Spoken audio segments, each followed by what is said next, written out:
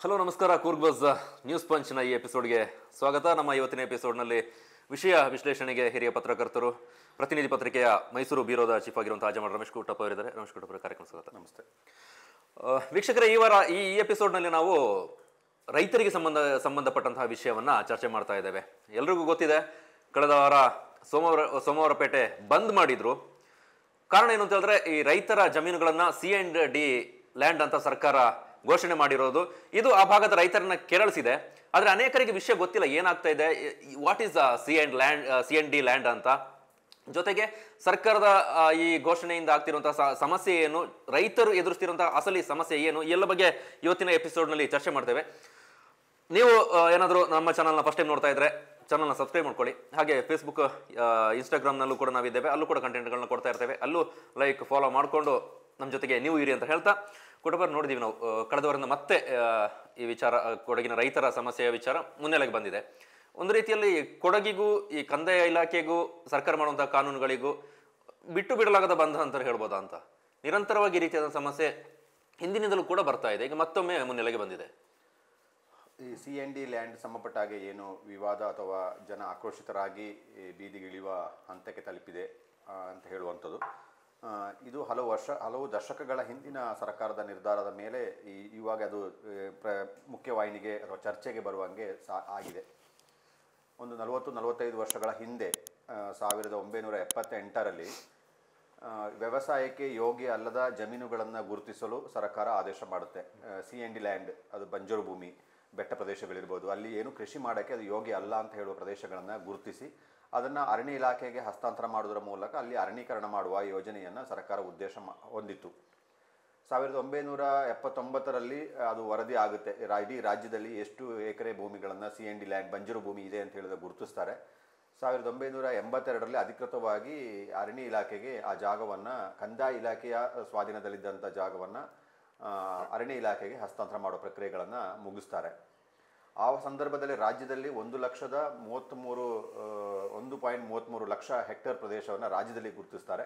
ಅದೇ ರೀತಿ ಕೊಡಗು ಜಿಲ್ಲೆಯಲ್ಲಿ 11,000 ಹೆಕ್ಟೇರ್ ಪ್ರದೇಶವನ್ನು, ಅಂದರೆ ಅಂದಾಜು 35,000 ಎಕರೆ ಪ್ರದೇಶವನ್ನು ಬಂಜರು ಭೂಮಿ ಅಥವಾ ವ್ಯವಸಾಯಕ್ಕೆ ಯೋಗ್ಯ ಅಲ್ಲ ಅಂತ ಹೇಳುವುದನ್ನು ಅವರು ಸರ್ಕಾರಕ್ಕೆ, ಅರಣ್ಯ ಇಲಾಖೆಗೆ ಅದನ್ನು ಓವರಾಲ್ ಕೊಡಗು ಜಿಲ್ಲೆಯಲ್ಲಿ 35,000 ಎಕರೆ ಪ್ರದೇಶವನ್ನು C&D ಲ್ಯಾಂಡ್ ಅಂತ ಗುರುತಿಸಿ ಕೊಡ್ತಾರೆ.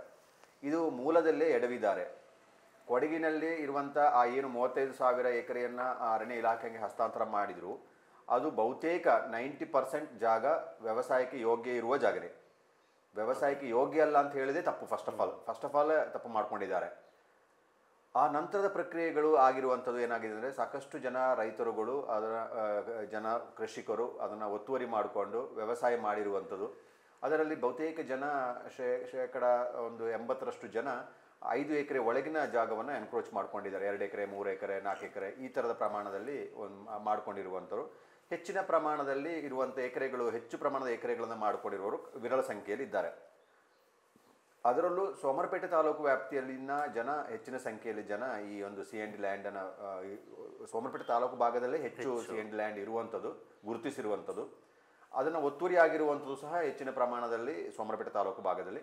ಒಂದಷ್ಟು ಪ್ರಮಾಣದಲ್ಲಿ ಮಡಿಕೇರಿಯಲ್ಲೂ ಸಹ C&D ಲ್ಯಾಂಡ್ ಇದೆ. ವಿರಾಜಪೇಟೆ ತಾಲೂಕು ವ್ಯಾಪ್ತಿಯಲ್ಲಿ ಬಹಳ ಕಡಿಮೆ ಪ್ರಮಾಣದಲ್ಲಿ C&D ಲ್ಯಾಂಡನ್ನು ಗುರುತಿಸಿರುವಂಥದ್ದು ಅಥವಾ C&D ಲ್ಯಾಂಡ್ ಅಂತ ಅವರು ಗುರುತಿಸಿ ಕೊಟ್ಟಿರುವಂಥದ್ದು. ಹಾಗಾಗಿಯೇ ಇವಾಗ ಏನಾಗ್ತಿದೆ ಅಂತ ಹೇಳಿದ್ರೆ, ಆ C&D ಲ್ಯಾಂಡನ್ನು ಯಾರು ಒತ್ತುವರಿ ಮಾಡ್ಕೊಂಡಿದ್ದಾರೆ ಅದನ್ನು ತೆರವುಗೊಳಿಸುವ ಪ್ರಕ್ರಿಯೆಗಳಿಗೆ ಚಾಲನೆ ಕೊಟ್ಟ ರೀತಿಯಲ್ಲಿ ಒಂದು ಪ್ರಕ್ರಿಯೆ. ಅದರೊಂದಿಗೆ ಇನ್ನೊಂದು ಏನಾದರೆ, ಇಲ್ಲಿ C&D ಲ್ಯಾಂಡ್ ಮಾತ್ರ ಇರುವಂಥದ್ದಲ್ಲ, ಇನ್ನೊಂದು ಸೆಕ್ಷನ್ 4 ಪ್ರಕಾರ ಅರಣ್ಯ ಇಲಾಖೆಯವರು ನೋಟಿಫಿಕೇಶನನ್ನು ಮಾಡ್ತಾ ಇದ್ದಾರೆ. ಗೋವರ್ಧನ್ ಕೇಸಲ್ಲಿ ಏನು ನಡೆದಿದೆ, ಇಡೀ ದೇಶದಲ್ಲಿ ಅರಣ್ಯ ಸಂರಕ್ಷಣೆ ಸಂಬಂಧಪಟ್ಟ ಎಲ್ಲ ತೀರ್ಪು ಬರುತ್ತಿರುವಂಥದ್ದು, ಆ ತೀರ್ಪಿನ ಆಧಾರದಲ್ಲೇ ಬೇರೆ ಬೇರೆ ಪ್ರಕರಣಗಳಲ್ಲಿ ತೀರ್ಪುಗಳು ಬರ್ತಾ ಇದೆ. ಅದೇ ರೀತಿಯಲ್ಲಿ ಕರ್ನಾಟಕ ರಾಜ್ಯಕ್ಕೆ ಸಂಬಂಧಪಟ್ಟ ಹಾಗೆ ವಿಶೇಷವಾದಂಥ ಒಂದು ಅಧಿಕಾರಿಯನ್ನು ನೇಮಕ ಮಾಡಿ ಆ ಮೂಲಕ ಸೆಕ್ಷನ್ 4 ಪ್ರದೇಶವನ್ನು ಗುರುತಿಸುವ ಪ್ರಕ್ರಿಯೆಗಳನ್ನು ಅವರು ಸ್ವಾಧೀನ ಪಡ್ಕೊಳ್ಳೋ ಪ್ರಕ್ರಿಯೆಗೆ ಚಾಲನೆ ನೀಡಿದ್ದಾರೆ. ರೇಣುಕಾಂಬ ಅಂತ ಹೇಳಿ ಅಧಿಕಾರಿ ಏನು ಮೈಸೂರಲ್ಲಿ ವಿಶೇಷ ಅಧಿಕಾರಿ ಇದ್ದಾರೆ, ಅವರು ಸ್ಥಳೀಯ ಪತ್ರಿಕೆಯಲ್ಲಿ ಜಾಹೀರಾತು ಕೊಡುವುದನ್ನು ನೀವು ಗಮನಿಸ್ತಾ ಇರ್ಬೋದು. ಊರುಗಳ ಹೆಸರನ್ನು ಮೆನ್ಷನ್ ಮಾಡಿ, ಅಲ್ಲಿಯ ಸರ್ವೆ ನಂಬರ್ಗಳನ್ನು ಮೆನ್ಷನ್ ಮಾಡಿ, ಆ ಜಾಗಗಳಲ್ಲಿ ನಿಮಗೆ ಇದರ ದಾಖಲಾತಿ ನಿಮ್ಮಲ್ಲಿ ಇದ್ದರೆ ಅದನ್ನು ಸಬ್ಮಿಟ್ ಮಾಡಿ ಅಂತ ಹೇಳುವ ರೀತಿಯಲ್ಲಿ ಆ ನೋಟಿಫಿಕೇಶನನ್ನು ಪ್ರಕ್ರಿಯೆ ಮಾಡ್ತಿದ್ದಾರೆ. ಅಂದರೆ ಸೆಕ್ಷನ್ 4 ಇಂದ ಸೆಕ್ಷನ್ 17ವರೆಗಿನ ಪ್ರಕ್ರಿಯೆಗಳನ್ನು ಮಾಡುವುದರೊಂದಿಗೆ ಆ ಜಾಗವನ್ನು ಅರಣ್ಯ ಇಲಾಖೆಗೆ ದಾಖಲೆ ಮಾಡೋದಕ್ಕೆ ರೆಕಾರ್ಡ್ ಪಕ್ಕ ಮಾಡುವ ಪ್ರಕ್ರಿಯೆಗಳನ್ನು ನಡೆಸ್ತಾ ಇದ್ದಾರೆ. ಇಲ್ಲಿ ಆಗಿರುವಂಥದ್ದು ಅದು CND ಲ್ಯಾಂಡ್ ಏನು ಗುರುತಿಸಿದ್ದಾರೆ ಅದೇ ಸರ್ವೆ ನಂಬರನ್ನು ಸಹ ಈ ಸೆಕ್ಷನ್ 4 ಗುರುತಿಸ್ಕೊಂಡಿದ್ದಾರೆ. 2 ಪ್ರಕ್ರಿಯೆಗಳಿದೆ. ಅದರೊಂದಿಗೆ ಕಾವೇರಿ ಸೇನೆಯ ರವಿಚಂಗಪ್ಪರ್ ಅವರು ಹೈಕೋರ್ಟಿನ ಮೊರೆ ಹೋಗಿ ಹಾರಂಗಿ ಅಣೆಕಟ್ಟು ನಿರ್ಮಾಣ ಸಂದರ್ಭದಲ್ಲಿ ಮುಳುಗಡೆಯಾದಂಥ ಅರಣ್ಯ ಪ್ರದೇಶಕ್ಕೆ ಪರ್ಯಾಯವಾಗಿ 3 ಪಟ್ಟು ಜಾಗವನ್ನು ಕಂದಾಯ ಇಲಾಖೆಯವರು ಅರಣ್ಯ ಇಲಾಖೆಗೆ ಕೊಡಬೇಕಾಗಿತ್ತು. ಸುಮಾರು 3,000 ಎಕರೆಯಷ್ಟು ಅರಣ್ಯ ಪ್ರದೇಶ ಮುಳುಗಡೆಯಾಗಿದೆ ಹಾರಂಗಿ ಅಣೆಕಟ್ಟು ನಿರ್ಮಾಣದಿಂದ. ಅದರ 3 ಪಟ್ಟು ಅಂದರೆ 9,000 ಅಥವಾ ಅದಕ್ಕಿಂತ ಹೆಚ್ಚು ಎಕರೆಯಷ್ಟು ಜಾಗವನ್ನು ಅರಣ್ಯ ಇಲಾಖೆ ಕೊಡಬೇಕಾಗಿತ್ತು. ಅದು ಕೊಟ್ಟಿಲ್ಲ. ಅದನ್ನು ಅವರು ನ್ಯಾಯಾಲಯದಲ್ಲಿ ಪ್ರಶ್ನೆ ಮಾಡ್ತಾರೆ. ಪ್ರಶ್ನೆ ಮಾಡಿ ನ್ಯಾಯಾಲಯದಲ್ಲಿ ವಾದ ವಿವಾದಗಳು ಆಲಿಸಿ ನ್ಯಾಯಾಲಯ ಅಂತಿಮವಾಗಿ ತೀರ್ಪು ಕೊಡುತ್ತೆ. ಈ ಜಾಗವನ್ನು ತಕ್ಷಣ ಅವರಿಗೆ ಹಸ್ತಾಂತರ ಮಾಡಬೇಕು ಅಂತ ಹೇಳ್ತದೆ. ನ್ಯಾಯಾಲಯದ ಭಯಕ್ಕಾಗಿ ಇವ್ರೇನು ಮಾಡ್ತಾರೆ ಅಂತ ಅರಣ್ಯ ಇಲಾಖೆಯಲ್ಲಿದ್ದಂಥ CND ಲ್ಯಾಂಡ್ ಏನಿತ್ತು ಆ CND ಲ್ಯಾಂಡನ್ನು ಕೋರ್ಟಿಗೆ ಮಾಹಿತಿ ಕೊಟ್ಟಿದ್ದಾರೆ. ಆ ಜಾಗಗಳನ್ನು ನಾವು ಇವರಿಗೆ ಇಲಾಖೆಗೆ ಕೊಡ್ತಾ ಇದ್ದೀವಿ ಅಂತ ಹೇಳುವಾಗ ಕಂದಾಯ ಇಲಾಖೆ ಏನು CND ಲ್ಯಾಂಡ್ ಇತ್ತು ಆ ಕಂದಾಯ ಇಲಾಖೆ ಈ CND ಲ್ಯಾಂಡನ್ನೇ ಅರಣ್ಯ ಇಲಾಖೆಗೆ ಕೊಡುವ ಪ್ರಕ್ರಿಯೆ ಆದೇಶವನ್ನು ಹೊರಡಿಸುತ್ತೆ. ಕೋರ್ಟಿನ ಭಯಕ್ಕಾಗಿ ಕೋರ್ಟಿನ ತೀರ್ಪಿನ ನಮಗೆ ತಲೆದಂಡ ಆಗುತ್ತೆ ನಮ್ಮ ಮೇಲೆ ಕ್ರಮ ಆಗ್ಬೋದಂತ ಭಯಕ್ಕಾಗಿ ಈ CND ಲ್ಯಾಂಡನ್ನು ಅರಣ್ಯ ಇಲಾಖೆ ಕೊಟ್ಟಾಗೆ ಮಾಡಿದ್ರು. ಇದು ಈಗಾಗಿರೋ ಪ್ರೊಸೆಸ್ ಅಲ್ಲ, ಹಿಂದೆ 40 ವರ್ಷದಿಂದ ಇತ್ತೀಚೆಗೆ ಇದು ಯಾರು ಹಾರಂಗಿದು ಬ್ಯಾಕ್ ವಾಟರ್ಗೆ ಅಥವಾ ಮುಳುಗಡೆ ಆದ ಪ್ರದೇಶಕ್ಕೆ ಪರ್ಯಾಯವಾಗಿ ಜಾಗ ಕೊಟ್ಟಿದ್ದು ಕೆಲವು ತಿಂಗಳುಗಳ ಅಥವಾ ವರ್ಷಗಳ ಲೆಕ್ಕದಲ್ಲಿ ಆದಂಥ ತೀರ್ಪು. ಅದನ್ನು ಸೇಮ್ ಈ CND ಲ್ಯಾಂಡನ್ನು ಮತ್ತೆ ಕೋರ್ಟಿಗೆ ಕೊಟ್ಟರು, ಅರಣ್ಯ ಇಲಾಖೆಗೆ ಕೊಟ್ಟಿದ್ದೀವಿ ಅಂತ. ಈ CND ಲ್ಯಾಂಡನ್ನು ಹೇಗೆ ಕಂದಾಯ ಇಲಾಖೆ ಕೊಟ್ಟರು ಅಂತ ಹೇಳಿದ್ರೆ ಯಾಕೆ ಕೊಟ್ಟರು ಅಂತ ಹೇಳಿದ್ರೆ ಈ 2017ರಲ್ಲಿ BJP ಸರ್ಕಾರ ರಾಜ್ಯದಲ್ಲಿ ಆಳ್ವಿಕೆ ಇದ್ದ ಸಂದರ್ಭದಲ್ಲಿ ಈ CND ಲ್ಯಾಂಡನ್ನು ಅರಣ್ಯ ಇಲಾಖೆಯಿಂದ ವಾಪಸ್ ಕಂದಾಯ ಇಲಾಖೆಗೆ ಪಡ್ಕೊಂಡು ಅದನ್ನು ಈ ಸಾರ್ವಜನಿಕ ಉದ್ದೇಶಕ್ಕೆ ಬಳಕೆ ಮಾಡುವುದಕ್ಕೆ ಒಂದು ಅವಕಾಶವನ್ನು ಮಾಡ್ಕೊಂಡಿದ್ರು. ಕಾಯ್ದೆಯಲ್ಲಿ ತಿದ್ದುಪಡಿ ಮಾಡಿಕೊಂಡು ಅದನ್ನು ಅವಕಾಶ ಮಾಡಿಕೊಟ್ರು.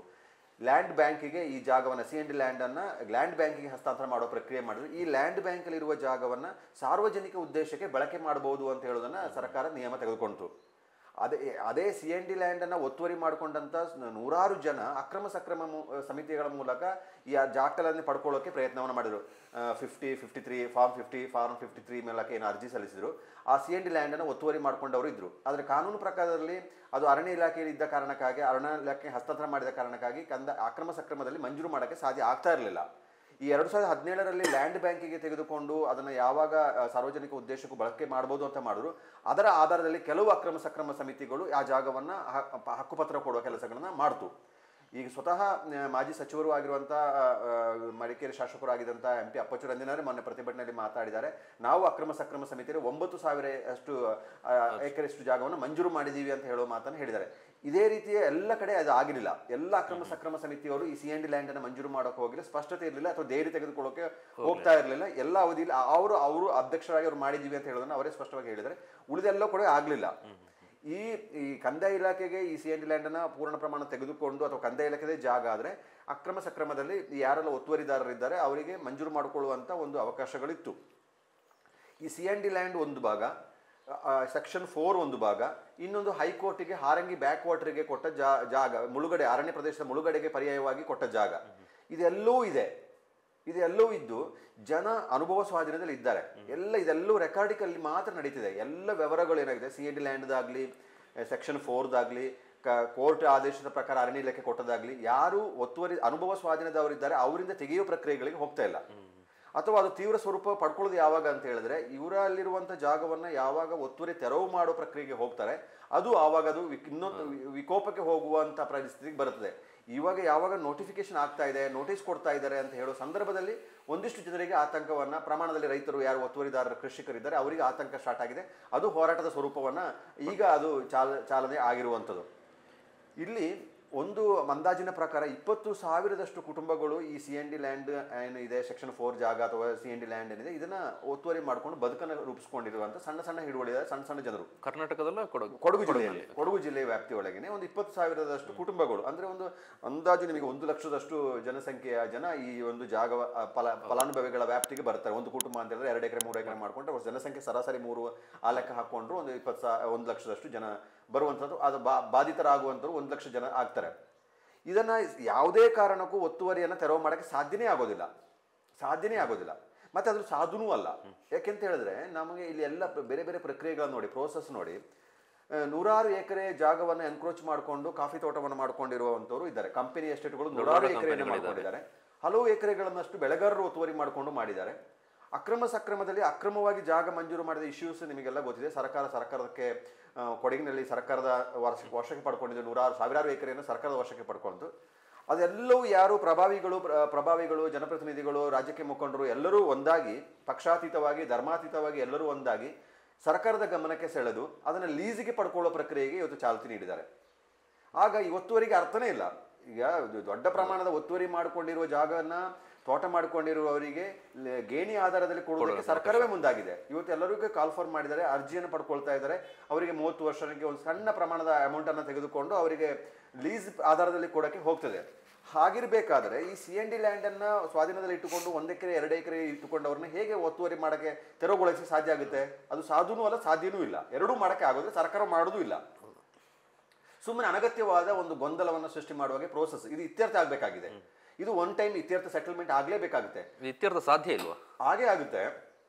ಸರ್ಕಾರ ಏನು ಮಾಡಿದೆ ಅಂತ ಹೇಳಿದ್ರೆ, ಬಂಜರು ಒಂದು ಸರ್ಕಾರಿ ಜಾಗಗಳನ್ನು ಅಥವಾ ಸಾರ್ವಜನಿಕ ಉದ್ದೇಶಕ್ಕಿರುವ ಜಾಗವನ್ನು ಒತ್ತುವರಿಯನ್ನು ತಪ್ಪಿಸುವ ಉದ್ದೇಶದಿಂದ ಇದನ್ನು ಅರಣ್ಯ ಪ್ರದೇಶ ಅಂತ ಮಾಡಿದ್ರೆ ಇದು ಒತ್ತುವರಿ ಆಗ್ಲಿಕ್ಕಿಲ್ಲ, ರಕ್ಷಣೆ ಮಾಡ್ಬೋದು ಅಂತ ಹೇಳುವಂಥ ಉದ್ದೇಶ.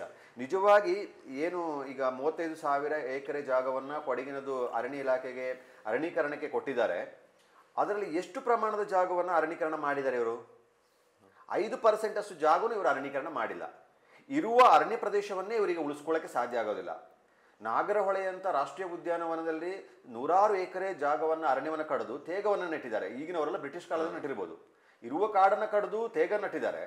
ಅಲ್ಲಿ ನಿಮಗೆ ನಿಜವಾದ ಅರಣ್ಯೀಕರಣ ಮಾಡಬೇಕು ಅಂತ ಉದ್ದೇಶ ಇದ್ದರೆ ರಾಷ್ಟ್ರೀಯ ಉದ್ಯಾನವನದಲ್ಲಿ 1000 ಎಕರೆಯಲ್ಲಿ ಅಥವಾ 100 ಎಕರೆಯಲ್ಲಿ ಏನು ತೇಗ ಬೆಳೆದಿದೆ ಅದು ಅಷ್ಟು ತೇಗವನ್ನು ತೆಗೆದು ಅದರಲ್ಲಿ ಸ್ವಾಭಾವಿಕ ಅರಣ್ಯ ಬೆಳೆಯುವುದಕ್ಕೆ, ನಿಸರ್ಗದತ್ತವಾಗಿ ಬೆಳೆಯುವುದಕ್ಕೆ ಮಾನವನ ಹಸ್ತಕ್ಷೇಪ ಇಲ್ಲದೆ ಬಿಟ್ಟರೆ ಆಟೋಮೆಟಿಕ್ ಅಲ್ಲಿ ಅರಣ್ಯ ಬೆಳೀತದೆ. ಅದರೊಂದಿಗೆ ಪ್ರವಾಸೋದ್ಯಮದ ನೆಪದಲ್ಲಿ ಪ್ರವಾಸಿಗರನ್ನು ಕರೆದುಕೊಂಡು ಜನರನ್ನ ಅರಣ್ಯದೊಳಗೆ ಸುತ್ತಾಡೋದನ್ನು ತಡೆದ್ರೆ, ಯಾವ ಮನುಷ್ಯರ ಪ್ರವೇಶಾತಿಯನ್ನು ಅವರಿಗೆ ನಿರ್ಬಂಧಿಸಿದರೆ ಅಲ್ಲಿ ನಾಗರಹೊಳೆ ದೊಡ್ಡ ಪ್ರಮಾಣದ ಅರಣ್ಯ ಬೆಳೆಯಕ್ಕೆ ಸಾಧ್ಯ ಆಗುತ್ತೆ. ಅದರೊಂದಿಗೆ 100 ಕುಟುಂಬಗಳು ಅರಣ್ಯದೊಳಗೆ ಬದುಕನ್ನು ರೂಪಿಸಿಕೊಂಡು ಮನೆ ಕಟ್ಟಿಕೊಂಡು ಗುಡಿಸಲು ಕಟ್ಟಿಕೊಂಡು ಅಲ್ಲಿದ್ದಾರೆ. ಅದರೊಂದಿಗೆ ಅರಣ್ಯ ಹಕ್ಕು ಪತ್ರವನ್ನು ಪಡ್ಕೊಂಡು ಅದನ್ನು ದಾಖಲೆ ಪಡ್ಕೊಂಡವರಿದ್ದಾರೆ.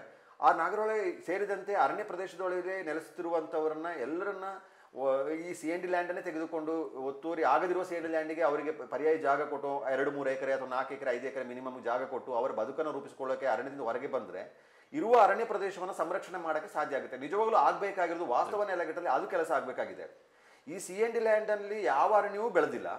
ಸಹಜವಾಗಿ ಏನನ್ನಿಸ್ತದೆ, ನೀವು ಅಂಕಿಅಂಶ ನೋಡಿಕೊಂಡು ಮಾತಾಡೋರಿಗೆ ಅನ್ನಿಸ್ತದೆ 35,000 ಎಕರೆಯಷ್ಟು ಅರಣ್ಯ ಪ್ರದೇಶವನ್ನು ಕೃಷಿಕರು ಒತ್ತುವರಿ ಮಾಡ್ಕೊಂಡಿದ್ದಾರೆ, ಇಡೀ ಪರಿಸರ ನಾಶ ಆಗ್ತಾ ಇದೆ ಅಂತ ಹೇಳುವಂಥ ಭಾವನೆ ಬೇರೆ ರೀತಿಯಲ್ಲಿ ಸಮಾಜದಲ್ಲಿ ಬಿಂಬಿತ ಆಗುತ್ತೆ. ಅರಣ್ಯ ಸಚಿವರಿಗೆ ಪರಿಸರ ಬೀದರಿನ ಅವರಿಗೆ ಏನ್ ಅನಿಸ್ತದೆ, ಅಲ್ಲಿ ಅವರು ಪ್ರತಿಕೂಲ ಪರಿಸ್ಥಿತಿ ಇರುವಾಗ ಅರಣ್ಯ ಬೇಕು ಅನಿಸ್ತದೆ. ಅವರ ಊರು ಬರಡಾಗಿರ್ತದೆ. ಇಲ್ಲಿ ಮಲೆನಾಡು ಕಾಡು ಇನ್ನೂ ಚೆನ್ನಾಗಿ ಕಾಡು ಬರಲಿ, ಇಲ್ಲಿ ಜನ ಇದ್ದಾರೆ ಅಂತ ಭಾವನೆ ಇಲ್ಲ. ಜನರು ಮುಖ್ಯ ಅಂತ ಅನಿಸ್ತಾ ಇಲ್ಲ. ಅಸಲಿ ಚಿತ್ರಣ ಅವರಿಗೂ ಗೊತ್ತಿರೋದಿಲ್ಲ. ಪರಿಸರ ಬಗ್ಗೆ ಮಾತಾಡುವ ಈಗ ನ್ಯಾಯಾಲಯಗಳು, ನ್ಯಾಯಾಧೀಶರುಗಳಾಗಿರ್ಬೋದು ಅಥವಾ ವಕೀಲರುಗಳಿರ್ಬೋದು, ಪರಿಸರವಾದಿಗಳಿರ್ಬೋದು, ಇವರೆಲ್ಲರೂ ಪರಿಸರ ಸಂರಕ್ಷಣೆ ಆಗಬೇಕು ಅಂತ ಆಶಯವನ್ನು ವ್ಯಕ್ತಪಡಿಸ್ಕೊಂಡಿರ್ತಾರೆ. ಪರಿಸರ ಜಾಗತಿಕ ತಾಪಮಾನ ಹೆಚ್ಚಾಗಿರೋ ಕಾರಣಕ್ಕಾಗಿ, ಅದರ ವ್ಯತಿರಿಕ್ತ ಪರಿಣಾಮಗಳನ್ನು ಎಲ್ಲರೂ ಅನುಭವಿಸುವ ಕಾರಣಕ್ಕಾಗಿ ಪರಿಸರ ಬೇಕು ಅನಿಸ್ತದೆ. ಆ ಬಗೆಯೆಲ್ಲ ಯೋಚನೆ ಮಾಡ್ತಿರುವವರಿಗೆ, ಅದನ್ನು ಅಂಕಿಅಂಶ ಓದಿಕೊಂಡು ತಿಳ್ಕೊಂಡಿರುವವರಿಗೆಲ್ಲರಿಗೂ ಅನಿಸ್ತದೆ ಕೊಡಗಲ್ಲಿ ದೊಡ್ಡ ಪ್ರಮಾಣದ ಜಾಗ ಹೋಗ್ತಾ ಇದೆ, ಇದನ್ನು ಕಾಪಾಡಬೇಕಪ್ಪ, ಅರಣ್ಯ ಮಾಡಬೇಕು ಅಂತ ಹೇಳುವ ರೀತಿಯಲ್ಲಿರುತ್ತೆ. ಇವನ್ ಜಮ್ಮ ಜಾಗದಲ್ಲೂ ಅದೇ ಥರ ಭಾವನೆ ಇದ್ದಿದ್ದು. ಜಮ್ಮ ಜಾಗನೂ ಅದು ಅರಣ್ಯ ಇಲಾಖೆಗೆ ಸಂಬಂಧಪಟ್ಟ ಜಾಗ ಬರ್ತದೆ. ಎಲ್ಲ ಬೆಳೆಗಾರರು ಅದನ್ನ ಒತ್ತುವರಿ ಮಾಡ್ಕೊಂಡಿದ್ದಾರೆ. ಅದು ಅವ್ರ ಹಕ್ಕುದಾರಿಕೆ ಇಲ್ಲ, ಸೀಮಿತ ಹಕ್ಕಲ್ಲಿ ಕೊಟ್ಟಿದ್ದು, ಸೌದೆ ಸೊಪ್ಪು ಬಳಸಕ್ಕೆ ಅಷ್ಟೇ ಕೊಟ್ಟಿದ್ದೀವಿ. ಅವನ್ನೆಲ್ಲ ಅವರು 100 ಎಕರೆನ ಅವರು ಒತ್ತುವರಿ ಮಾಡ್ಕೊಂಡಿದ್ದಾರೆ. ಕೊಡಗಿನವ್ರು ಅಂತ ಹೇಳಿದ್ರೆ ಒತ್ತುವರಿ ಅಂತ ಹೇಳುವ ಭಾವನೆಯ ರೀತಿಯಲ್ಲಿ ಬಿಂಬಿತ ಆಗಿರುವಂಥದ್ದಾಗಿದೆ. ಅದರ ಬದಲು ನಿಜವಾದ ಪರಿಸರ ಸಂರಕ್ಷಣೆ ಮಾಡಬೇಕು ಅಂತ ಹೇಳಿದ್ರೆ ಈಗಾಗಲೇ ನೋಟಿಫೈಡ್ ಇರುವಂಥ ಅರಣ್ಯ ಪ್ರದೇಶಗಳೇನಿದೆ, ರಾಷ್ಟ್ರೀಯ ಉದ್ಯಾನವನ ಇರ್ಬೋದು, ವನ್ಯಜೀವಿ ಪ್ರದೇಶಗಳಿರ್ಬೋದು, ಮೀಸಲು ಅರಣ್ಯಗಳಿರ್ಬೋದು, ಇದೆಲ್ಲವೂ ಮನುಷ್ಯನ ಯಾವ ಹಸ್ತಕ್ಷೇಪವೂ ಇಲ್ಲದೆ ಅದರಲ್ಲಿರುವಂಥ ಎಲ್ಲ ಜನರನ್ನ ಹೊರಗೆ ತರಬೇಕು. ಅಲ್ಲಿ ತಂದಾಗ 100 ವರ್ಷದಿಂದ ಅವರಿದ್ದಾರೆ, ಅವರು ಬದುಕು ಕಟ್ಟಿಕೊಂಡಿದ್ದಾರೆ ಅಂತ ಹೇಳೋದ್ರಲ್ಲಿ ಅರ್ಥನೇ ಇಲ್ಲ. ಪ್ರಾಣಿಗಳೊಂದಿಗೆ ಮನುಷ್ಯ ಬದುಕೋದಕ್ಕೆ ಸಾಧ್ಯ ಆಗೋದಿಲ್ಲ. ಊರಿಗೆ ಬಂದು ಇವತ್ತು ಹುಲಿ ಆನೆಗಳು ಬಂದು ಜನರನ್ನ ಜೀವ ತೆಗೆದಿದ್ದಾರೆ. ಹಾಗಿದ್ದಾಗ ಅರಣ್ಯದೊಳಗಿರುವವರು ಎಷ್ಟು ಸುರಕ್ಷಿತ ಇದ್ದಾರೆ? ಅಥವಾ ಅರಣ್ಯ ಪ್ರದೇಶದಲ್ಲಿ ವಾಸಿಸಿರುವವರಿಗೆ ಎಲ್ಲ ಮೂಲಭೂತ ಸವಲತ್ತು ಕೊಡೋಕ್ಕೆ ಸಾಧ್ಯ ಆಗೋದಿಲ್ಲ. ಮೂಲಭೂತ ಸವಲತ್ತು ಕೊಡೋಕ್ಕೆ ಹೋದರೆ ಅವರಿಗೆ ರಸ್ತೆ, ವಿದ್ಯುತ್, ಎಲ್ಲ ಶಾಲೆ, ಕಾಲೇಜು ಎಲ್ಲ ಮಾಡೋಕ್ಕೆ ಹೊರಟ್ರೆ ಅರಣ್ಯ ಮತ್ತಷ್ಟು ಹಾಳಾಗ್ತದೆ. ಮತ್ತೆ ಅಲ್ಲಿನ ಕಾನೂನುಗಳು ಕೂಡ ಅದಕ್ಕೆ ಅವಕಾಶ ಕೊಡೋದಿಲ್ಲ. ಅದು ಮತ್ತೊಂದು ಸಂಘರ್ಷ. ಮೂಲಭೂತ ಸೌಲತ್ತಿನ ಆಧಾರದಲ್ಲಿ ಕೊಡಕ್ಕೆ ಹೋದ್ರೆ ಅದು ಮತ್ತಷ್ಟು ಪ್ರತಿಕೂಲ ಪರಿಣಾಮವನ್ನೇ ಬೀರುತ್ತೆ. ಈಗ ಅರಣ್ಯ ಹಕ್ಕು ಕೊಟ್ಟಿರುವಾಗ ಹಕ್ಕು ಆಧಾರದಲ್ಲಿ ಸಮುದಾಯ ಹಕ್ಕು ಕೊಡ್ತಾರೆ, ಸಮುದಾಯ ಹಕ್ಕು ಮೂಲಕ ಸವಲತ್ತು ಕೊಡೋದಕ್ಕೆ ಪ್ರಾವಿಷನ್ಸ್ ಆಗುತ್ತೆ, ಪ್ರಾವಿಷನ್ ಮಾಡ್ಕೊಳ್ಳಕ್ಕೆ ಇರ್ತದೆ, ಆಗ ಮತ್ತಷ್ಟು ಕಾರಣ ಆಗುತ್ತೆ. ಅದರ ಬದಲು ಅವರನ್ನ ಹಕ್ಕು ಕೊಟ್ಟಿದ್ದಾರೆ, ಆ ಹಕ್ಕಿನ ಆಧಾರದಲ್ಲಿಯೇ ಅವರನ್ನ ಹೊರಗೆ ತಂದು CND ಲ್ಯಾಂಡನ್ನೇ ಕೊಡ್ಲಿ, ಅವರಿಗೆ ಒಂದು ಟೈಮ್ ಸೆಟಲ್ಮೆಂಟ್ ಆದ್ರೂ ಆಗಲಿ, ಈ ಮೂಲಕ ಆದ್ರೂ ಸೆಟಲ್ಮೆಂಟ್ ಆಗಲಿ. ನಿಜವಾಗ್ಲೂ ವಾಸ್ತವವಾಗಿ ಈ ಯಾವ ಪ್ರದೇಶದಲ್ಲೂ ಅರಣ್ಯೀಕರಣ ಆಗ್ಲಿಲ್ಲ. ಹಾಗಾಗಿ ಅವ್ರನ್ನ ಇಲ್ಲಿಗೆ ಎಲ್ಲರನ್ನೂ ಸ್ಥಳಾಂತರ ಮಾಡಬೇಕು. ಪ್ರವಾಸೋದ್ಯಮವನ್ನ ಅರಣ್ಯ ಪ್ರದೇಶದೊಳಗೆ ಸಂಪೂರ್ಣ ಪ್ರಮಾಣದಲ್ಲಿ ನಿಷೇಧ ಮಾಡಬೇಕು. ಅಧ್ಯಯನದ ಉದ್ದೇಶದಿಂದ ಅಷ್ಟೇ ಅದನ್ನ ಬಳಸ್ಕೊಳ್ಬೇಕೆ. ಕಾಡಿಗೆ ಯಾರು ಹೋಗ್ಬೇಕಂದ್ರೆ ಅಧ್ಯಯನ ಮಾಡಕ್ಕಿರುವ ವಿಜ್ಞಾನಿಗಳಿರ್ಬೋದು ಅಥವಾ ಸ್ಟಡೀಸ್ ಮಾಡೋ ವಿದ್ಯಾರ್ಥಿಗಳಿರ್ಬೋದು, ಇವರಿಗೆ ಅಷ್ಟೇ ಸೀಮಿತಗೊಳಿಸಿ ಬೇರೆ ಯಾರಿಗೂ ಅಲ್ಲಿ ಪ್ರವೇಶ ಕೊಡದೆ ಹೋದ್ರೆ ಎಲ್ಲವೂ ಸುಗಮವಾಗಿ ನಡೀತದೆ. ಅದರೊಂದಿಗೆ ಜನರ ಆತಂಕವನ್ನ ಇಲ್ಲಿ ದೂರ ಮಾಡಬೇಕಾಗುತ್ತೆ. ನೀವು ನೋಡಿ, ಇನ್ನೊಂದು ಕಾನೂನು ಏನಿದೆ ಅದನ್ನ ಪಾಲನೆ ಮಾಡಬೇಕಾಗುತ್ತೆ. ಎಲ್ಲದರಲ್ಲೂ ಅರಣ್ಯಾಧಿಕಾರಿಗಳು ಇವತ್ತು ಟಾರ್ಗೆಟ್ ಆಗ್ತಾರೆ. ಅವ್ರು ಯಾರೋ ಯಾವುದೋ ಜಗತ್ತಿಂದ ಬಂದವರು ಅಥವಾ ಇನ್ನೆಲ್ಲೋ ಬಂದವರು ಅಂತ ಹೇಳೋ ರೀತಿ ಅವ್ರನ್ನ ಬೈದಿ ಏನು ಪ್ರಯೋಜನ ಇಲ್ಲ. ವನ್ಯಜೀವಿ ಸಮಸ್ಯೆಗಳಿಗೆ ಅವ್ರನ್ನ ಬೈತೀವಿ, ಅವ್ರು ನೋಟಿಫಿಕೇಶನ್ ಮಾಡಿದ್ರೆ ಅವ್ರನ್ನ ಬೈತೀವಿ, ಆಚೆ ಕಡೆ ಕೋರ್ಟ್ ತರಟೆ ತಗೊಳುತ್ತೆ. ಕಾನೂನು ಪಾಲನೆ ಮಾಡಿದೆ ಅಂದ್ರೆ ಕೋರ್ಟ್ ತಗೊಳುತ್ತೆ ತರಟೆಗೆ. ಇಲ್ಲಿ ಇಂಪ್ಲಿಮೆಂಟ್ ಮಾಡಕ್ ಹೋದ್ರೆ ಜನ ಬೈತಾರೆ, ಜನರ ಪರವಾಗಿ ಜನಪ್ರತಿನಿಧಿಗಳು ನಿಲ್ತಾರೆ. ಜನಪ್ರತಿನಿಧಿಗಳಾದರೂ ಸರ್ಕಾರಕ್ಕೆ ಸ್ಪಷ್ಟವಾದ ಮಾಹಿತಿಯನ್ನು ಕೊಡುವ ಕೆಲಸಗಳಾಗಬೇಕು. ಇಲ್ಲಿ ನೋಡಿ, ಈಗ ಪ್ರೆಸೆಂಟ್ ಅಧಿವೇಶನ ನಡೀತಾ ಇದೆ, ಹಲವು ಅಧಿವೇಶನಗಳು ನಡೆದಿದೆ. CND ಲ್ಯಾಂಡಿನ ವಿಚಾರ, ಸೆಕ್ಷನ್ 4ನ ವಿಚಾರ, ಹಾರಂಗಿ ಡ್ಯಾಮ್ನ ಮುಳುಗಡೆ ಅರಣ್ಯ ಪ್ರದೇಶಕ್ಕೆ ಪರ್ಯಾಯವಾಗಿ ಜಾಗ ಕೊಟ್ಟಿದ್ದು, ಇದನ್ನು ಸರ್ಕಾರಕ್ಕೆ ವಾಸ್ತವ ಚಿತ್ರಣವನ್ನ, ಗಮನ ಸೆಳೆಯುವ ಚಿತ್ರಣವನ್ನ ಕೊಡಬೇಕಾಗುತ್ತಲ್ಲ ಸರ್ಕಾರಕ್ಕೆ. ಸರ್ಕಾರದ ಗಮನವನ್ನು ಅಧಿವೇಶನದಲ್ಲಿ ಸೆಳಿಬೇಕಾಗಿತ್ತಲ್ಲ. ಆಡಳಿತಾರೂಢ ಪಕ್ಷದ ಸದಸ್ಯರುಗಳಿಗೆ ಸರ್ಕಾರವನ್ನ ನೇರವಾಗಿ ತರಟೆ ತೆಗೆದುಕೊಳ್ಳುವುದಕ್ಕೆ ಸಾಧ್ಯ ಆಗಲಿಕ್ಕಿಲ್ಲ. ಪ್ರತಿಪಕ್ಷದಲ್ಲಿರುವಂತಹ ಸದಸ್ಯರಾದರೂ ಇದರ ಬಗ್ಗೆ ಧ್ವನಿ ಎತ್ತಬೇಕಾಗುತ್ತಲ್ಲ. ಈ ವಿಚಾರವನ್ನ ಎಷ್ಟು ಪರಿಣಾಮಕಾರಿಯಾಗಿ ನಮ್ಮ ಜನಪ್ರತಿನಿಧಿಗಳು ಆ ಶಾಸನ ಸಭೆಯೊಳಗೆ ಎತ್ತಿದ್ದಾರೆ, ಅರ್ಥ ಮಾಡಿಸುವ ಕೆಲಸವನ್ನ ಮಾಡಿದ್ದಾರೆ ಇಲ್ಲ ಅಂತ ಅಂದ್ಕೊಳ್ಬಹುದು. ಪ್ರಶ್ನೆ ಕೇಳಿರ್ಬೋದು, ಅದಕ್ಕೆ ಉತ್ತರ ಕೊಟ್ಟಿರ್ಬೋದು, ಆದರೆ ಅದನ್ನ ಗಂಭೀರವಾಗಿ ಪರಿಣಾಮಕಾರಿಯಾಗಿ ವಾಸ್ತವ ಚಿತ್ರಣವನ್ನ ಸರ್ಕಾರದ ಗಮನ ಸೆಳೆಯುವುದಕ್ಕೆ ಎಷ್ಟು ಚೆನ್ನಾಗಿದೆ. ಬಹುತೇಕ ಜನಪ್ರತಿನಿಧಿಗಳು ಅದರಲ್ಲಿ ವಿಫಲರಾಗಿದ್ದಾರೆ ಅಂತಲೇ ಹೇಳಬೇಕಾಗುತ್ತೆ. ಹಿಂದಿನವರು ಈಗಿನವರು ಎಲ್ಲರೂ ಸೇರಿ ಅದರಲ್ಲಿ ಪರಿಣಾಮಕಾರಿಯಾಗಿ ಗಮನ ಸೆಳೆಯುವಂತ ಕೆಲಸಕ್ಕೆ ಅವರು ವಿಫಲರಾಗಿದ್ದಾರೆ. ಈ ಪ್ರಸ್ತುತ ಅಧಿವೇಶನ ನಡೀತಿರುವ ಕಾರಣಕ್ಕಾಗಿ ಅವರು ಸರ್ಕಾರದ ಗಮನ ಸೆಳೆಯುವ ಕಾರಣಕ್ಕಾಗಿ ರೈತ ಮುಖಂಡರುಗಳು ಅಥವಾ ಸಾರ್ವಜನಿಕ ಮುಖಂಡರು, ರಾಜಕೀಯ ಎಲ್ಲರೂ ಒಟ್ಟಿಗೆ ಸೇರಿ ಸೋಮವಾರಪೇಟೆ ತಾಲೂಕು ಬಂದ್ ಮಾಡಿರುವಂಥದ್ದು. ಅದರಲ್ಲೂ ಕೆಲವು ಭಾಗಗಳಲ್ಲಿ ಎಂತ ವಿಚಾರಕ್ಕೆ ಕಾಲ್ ಮಾಡಿದ್ರು ಬಂದಾಗೋದಿಲ್ಲ. ಸೊ ಈ ಕೊಡ್ಲಿಪೇಟೆ ಶನಿವಾರ ಸಂತೆ ಭಾಗದಲ್ಲಿ ಅವರು ದೈನಂದಿನ ಚಟುವಟಿಕೆಯನ್ನು ಎಂತ ಬಂದಾದ್ರೂ ಅವ್ರು ಬಂದ್ ನಡೀತದೆ. ಎಂತ ಭಾವನಾತ್ಮಕ ವಿಚಾರ ಇರ್ಬೋದು, ಗಂಭೀರ ಸಮಸ್ಯೆ ಇರ್ಬೋದು. ಆದ್ರೆ ಸೋಮವಾರಪೇಟೆ ತಾಲೂಕು ಬಂದ್ ಏನು CND ಲ್ಯಾಂಡ್ ವಿಚಾರಕ್ಕೆ ಸಂಬಂಧಪಟ್ಟ ಹಾಗೆ ಬಂದ್ ಕಾಲ್ ಫಾರ್ ಮಾಡಿದ್ರು, ಸಂಪೂರ್ಣ ಯಶಸ್ವಿಯಾಗಿದೆ. ಪಕ್ಷಾತೀತವಾಗಿ ಮಾಡಿದ್ರು, ಎಲ್ಲ ಪಕ್ಷದವರು ಸೇರ್ಕೊಂಡ್ರು. ಹೌದು, ಜನಕ್ಕೆ ಅದು ವೈಯಕ್ತಿಕ ಸಮಸ್ಯೆ ಅಂತ ಆದಾಗ ಸಹಜವಾಗಿ ಅವರಿಗೆ ಆತಂಕ ಈಗ ಕಾಡಕ್ಕೆ ಪ್ರಾರಂಭ ಆಗಿದೆ. ಹಾಗಾಗಿ ಅದು ಸಹಜವಾದ ಆತಂಕವನ್ನ ವ್ಯಕ್ತಪಡಿಸಿರುವಂಥದ್ದನ್ನು ನಾವು ಗಮನಿಸಬಹುದಾಗಿದೆ. ಈಗ ಆಗ್ಬೇಕಾಗಿರೋದು ಅಥವಾ ಹೋರಾಟಗಾರರ ಬೇಡಿಕೆ ಇರ್ಬೋದು, ನಿಜವಾಗ್ಲೂ ಆಗ್ಬೇಕಾಗಿರುವಂತ ಕೆಲಸ ಅಂದ್ರೆ ಕಂದಾಯ ಇಲಾಖೆಯವರು, ಅರಣ್ಯ ಇಲಾಖೆಯವರು ಸೇರಿ ಸರ್ವೆ ಇಲಾಖೆಯನ್ನು ಸೇರಿಸ್ಕೊಂಡು ಜಂಟಿ ಸರ್ವೆಯನ್ನು ಮಾಡಬೇಕಾಗುತ್ತೆ. ಕಂದಾಯ ಇಲಾಖೆಯವರು ತಮ್ಮಲ್ಲಿರುವಂಥ ಜಾಗದ ದಾಖಲಾತಿಯನ್ನು ಇಟ್ಕೊಳ್ಬೇಕಾಗುತ್ತೆ. ಯಾವುದೆಲ್ಲ CND ಲ್ಯಾಂಡ್ ಅಂತ ಯಾವ್ಯಾವ ಸರ್ವೆ ನಂಬರ್ ಊರು ಗ್ರಾಮವಾರು ಅವರು ಅರಣ್ಯ ಇಲಾಖೆಗೆ ಕೊಟ್ಟಿದ್ದಾರೆ ಮತ್ತು ಅದನ್ನ ಲ್ಯಾಂಡ್ ಬ್ಯಾಂಕ್ ಅಂತ ಮಾಡಿ ಇಟ್ಕೊಂಡಿದ್ದಾರೆ, ಆ ಜಾಗಗಳ ಸರ್ವೆ ನಂಬರನ್ನು ಇಟ್ಕೊಂಡು ವಾಸ್ತವ ಚಿತ್ರಣವನ್ನು ಅವ್ರು ಇಟ್ಕೊಳ್ಬೇಕಾಗುತ್ತೆ. ಅದರೊಂದಿಗೆ ಅರಣ್ಯ ಇಲಾಖೆಯವರು ಸಹ ನಮ್ಮ ಪ್ರದೇಶಗಳು ಯಾವುದೆಲ್ಲ ಇದೆ, ಸೆಕ್ಷನ್ 4ಅಲ್ಲಿ ಯಾವುದನ್ನು ಗುರುತಿಸೋಕ್ಕೆ ಯಾವ್ಯಾವ ಊರಲ್ಲಿ ಸೆಕ್ಷನ್ 4 ಜಾಗ ಇದೆ, ಗುರುತಿಸಿವಿ ಅಂತ ಹೇಳೋದನ್ನ ಗುರುತಿಸ್ಕೊಳ್ಬೇಕಾಗುತ್ತೆ. ಪ್ಲಸ್ ಇವರು ಈಗಾಗಲೇ ಏನು ಯಾವುದೆಲ್ಲವನ್ನ ಹಾರಂಗಿ ಮುಳುಗಡೆ ಅರಣ್ಯ ಪ್ರದೇಶಕ್ಕೆ ಪರ್ಯಾಯವಾಗಿ ಜಾಗ ಕೊಡಬೇಕು ಅಂತ ಯಾವುದೆಲ್ಲ ಸರ್ವೆ ನಂಬರನ್ನು ಗುರುತಿಸಿ ಏಕರೆ ವೈಸನ್ನ ಅವರು ಹಂಚಿಕೊಂಡಿದ್ದಾರೆ ಅದನ್ನು ಇಟ್ಕೊಳ್ಬೇಕಾಗುತ್ತೆ. ಒಂದು ಊರಿಗೆ ಹೋಗಿ ಈ 3 ಚಿತ್ರವನ್ನು ತೆಗೆದುಕೊಳ್ಬೇಕಾಗುತ್ತೆ. ಅದರೊಂದಿಗೆ ವಾಸ್ತವ ಚಿತ್ರಣವನ್ನು ತೆಗೆದುಕೊಳ್ಬೇಕಾಗುತ್ತೆ. ಅದರಲ್ಲಿ ಎಷ್ಟು ಎಕರೆ ಜಾಗ ಒತ್ತುವರಿ ಆಗಿದೆ, ಅದರಲ್ಲಿ ಎಷ್ಟು ಎಕರೆ ಕೃಷಿ ಒಳಪಟ್ಟಿದೆ, ಎಷ್ಟು ಮನೆ ನಿರ್ಮಾಣ ಆಗಿದೆ ಅಥವಾ ಸಾರ್ವಜನಿಕ ಉದ್ದೇಶಕ್ಕೆ ಅದು ಯಾರು ಬಳಕೆ ಆಗಿದೆಯಾ ಅದನ್ನು ಚೆಕ್ ಮಾಡಬೇಕಾಗಿದೆ. ಕೆಲವರು ಏನು ಇರೋದಿಲ್ಲ, ಸುಮ್ಮನೆ ಬೇಲಿ ಹಾಕಿಕೊಂಡು ಖಾಲಿ ಜಾಗ ಇರ್ತದೆ, ಅದು ಏನೋ ಮುಂದೆ ನಮಗೆ ಸಿಗ್ಬೋದು ಅಂತ ಹೇಳೋ ಕಾರಣಕ್ಕೆ ಬೇಲಿ ಇಟ್ಟಿರ್ಬೋದು. ಪ್ರತಿ ಗ್ರಾಮವಾರು ವಾಸ್ತವ ಚಿತ್ರಣವನ್ನ ಇಟ್ಟುಕೊಳ್ಬೇಕಾಗುತ್ತೆ. ಆವಾಗ ಒಂದು ಅಂತಿಮವಾಗಿ ಸರ್ಕಾರ ಒಂದು ನಿರ್ಧಾರಕ್ಕೆ ತೆಗೆದುಕೊಳ್ಳೋಕೆ ಮಾಡಬೇಕಾಗುತ್ತೆ. ಇಲಾಖೆಗಳ ನಡುವಿನ ಹೊಂದಾಣಿಕೆ ಕೊರತೆಯು ಇದರಲ್ಲಿ ಮೇನ್ ಆಗುತ್ತೆ. ಕಂದಾಯ ಇಲಾಖೆ ಪಾಡಿಗೆ ಕೆಲಸ ಮಾಡುವಂಥದ್ದು, ಫಾರೆಸ್ಟ್ ಅವರು ಅರಣ್ಯ ಇಲಾಖೆದೇ ಬೇರೆ ತರ ಮಾಡೋದು. ಅವ್ರು ಯಾರು ಮಾತು ಕೇಳೋದಿಲ್ಲ, ಜನರೊಟ್ಟಿಗೆ ಬೆರೆಯೋದಿಲ್ಲ, ವಾಸ್ತವ ಚಿತ್ರಣ ಅವ್ರಿಗೆ ಬೇಕಾಗಿಲ್ಲ. ಅವರು ಓದ್ಕೊಂಡು ಬಂದಿರ್ತಾರೆ, ಸರ್ಕಾರದ ಕಾನೂನುಗಳಿರುತ್ತೆ, ಕೋರ್ಟ್ಗಳ ಆದೇಶಗಳಿರುತ್ತೆ, ಅದನ್ನಷ್ಟೇ ರೆಕಾರ್ಡಿಕಲ್ಲಿ ಮಾಡ್ಕೊಂಡು ಹೋಗೋದಕ್ಕೆ ಅವ್ರು ಪ್ರೋಸೆಸ್ ಮಾಡ್ತಾರೆ. ಅವರೇನು ನೆಕ್ಸ್ಟ್ ಕ್ರಮ ತಗೊಳ್ಳೋ ಹೋಗಲ್ಲ. ಅವರು ನಮ್ ತಪ್ಪಿಲ್ಲ ಅಂತ ಹೇಳೋದಕ್ಕಾಗಿ ನೋಟಿಸ್ ಕೊಡುವಂಥದ್ದು, ಆ ಪ್ರಕ್ರಿಯೆಗಳಿಗೆ ಅವರು ಚಾಲು ಕೊಡುವ ಕೆಲಸಗಳನ್ನ ಮಾಡ್ತದೆ. ತಕ್ಷಣ ಸರ್ಕಾರ ಈ ಒಂದು ವಿಚಾರಕ್ಕೆ ಸಂಬಂಧಪಟ್ಟ ಹಾಗೆ ಜಂಟಿ ಸರ್ವೆ ಮಾಡೋದಕ್ಕೆ ತಕ್ಷಣ ನಿರ್ಧಾರವನ್ನು ತೆಗೆದುಕೊಳ್ಬೇಕಾಗುತ್ತೆ. ಅದರೊಂದಿಗೆ CND ಲ್ಯಾಂಡಲ್ಲಿ ಯಾರೆಲ್ಲ ಒತ್ತುವರಿ ಮಾಡಿಕೊಂಡು ಕೃಷಿ ಮಾಡ್ಕೊಂಡಿದ್ದಾರೆ ಅವರಿಗೆ ಹಕ್ಕುಪತ್ರ ಕೊಡುವ ಕೆಲಸಕ್ಕೆ ಅದನ್ನು ಕ್ಲಿಯರ್ ಮಾಡಬೇಕಾಗುತ್ತೆ.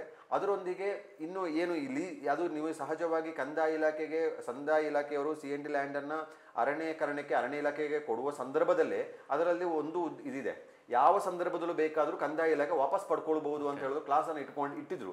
ಆ ಇದರಲ್ಲೇ ಅರಣ್ಯೀಕರಣ ಆಗಿದ್ರೆ, ಅಲ್ಲಿ ಕಾಡು ಬೆಳೆದಿದ್ರೆ ಅಥವಾ ಕಾಡು ಬೆಳೆಸಿದ್ರೆ ಆ ಪ್ರದೇಶವನ್ನು ಅರಣ್ಯ ಇಲಾಖೆಗೆ ಕೊಟ್ಟು, ಯಾವುದು ಆಗಿಲ್ಲ, ಕೃಷಿಗೆ ಒಳಪಟ್ಟಿದೆ ಅಥವಾ ಸಾರ್ವಜನಿಕರ ಸ್ವಾಧೀನದಲ್ಲಿದೆ, ಅನುಭವ ಸ್ವಾಧೀನ, ಆ ಜಾಗಗಳನ್ನು ಅವ್ರಿಗೆ ಪತ್ರವನ್ನು ಕೊಡುವಂಥದ್ದು ಅಥವಾ ಲೀಸಿಗೆ ಕೊಡುವ ಈ ವ್ಯಾಪ್ತಿ ಏನು ಮಾಡ್ತಾ ಇದ್ದಾರೆ ಅದನ್ನು ಕೊಡಬೇಕು. ಇಲ್ಲದ್ರೆ ಅದು ಸಾಮಾಜಿಕ ನ್ಯಾಯ ಅನಿಸೋದಿಲ್ಲ.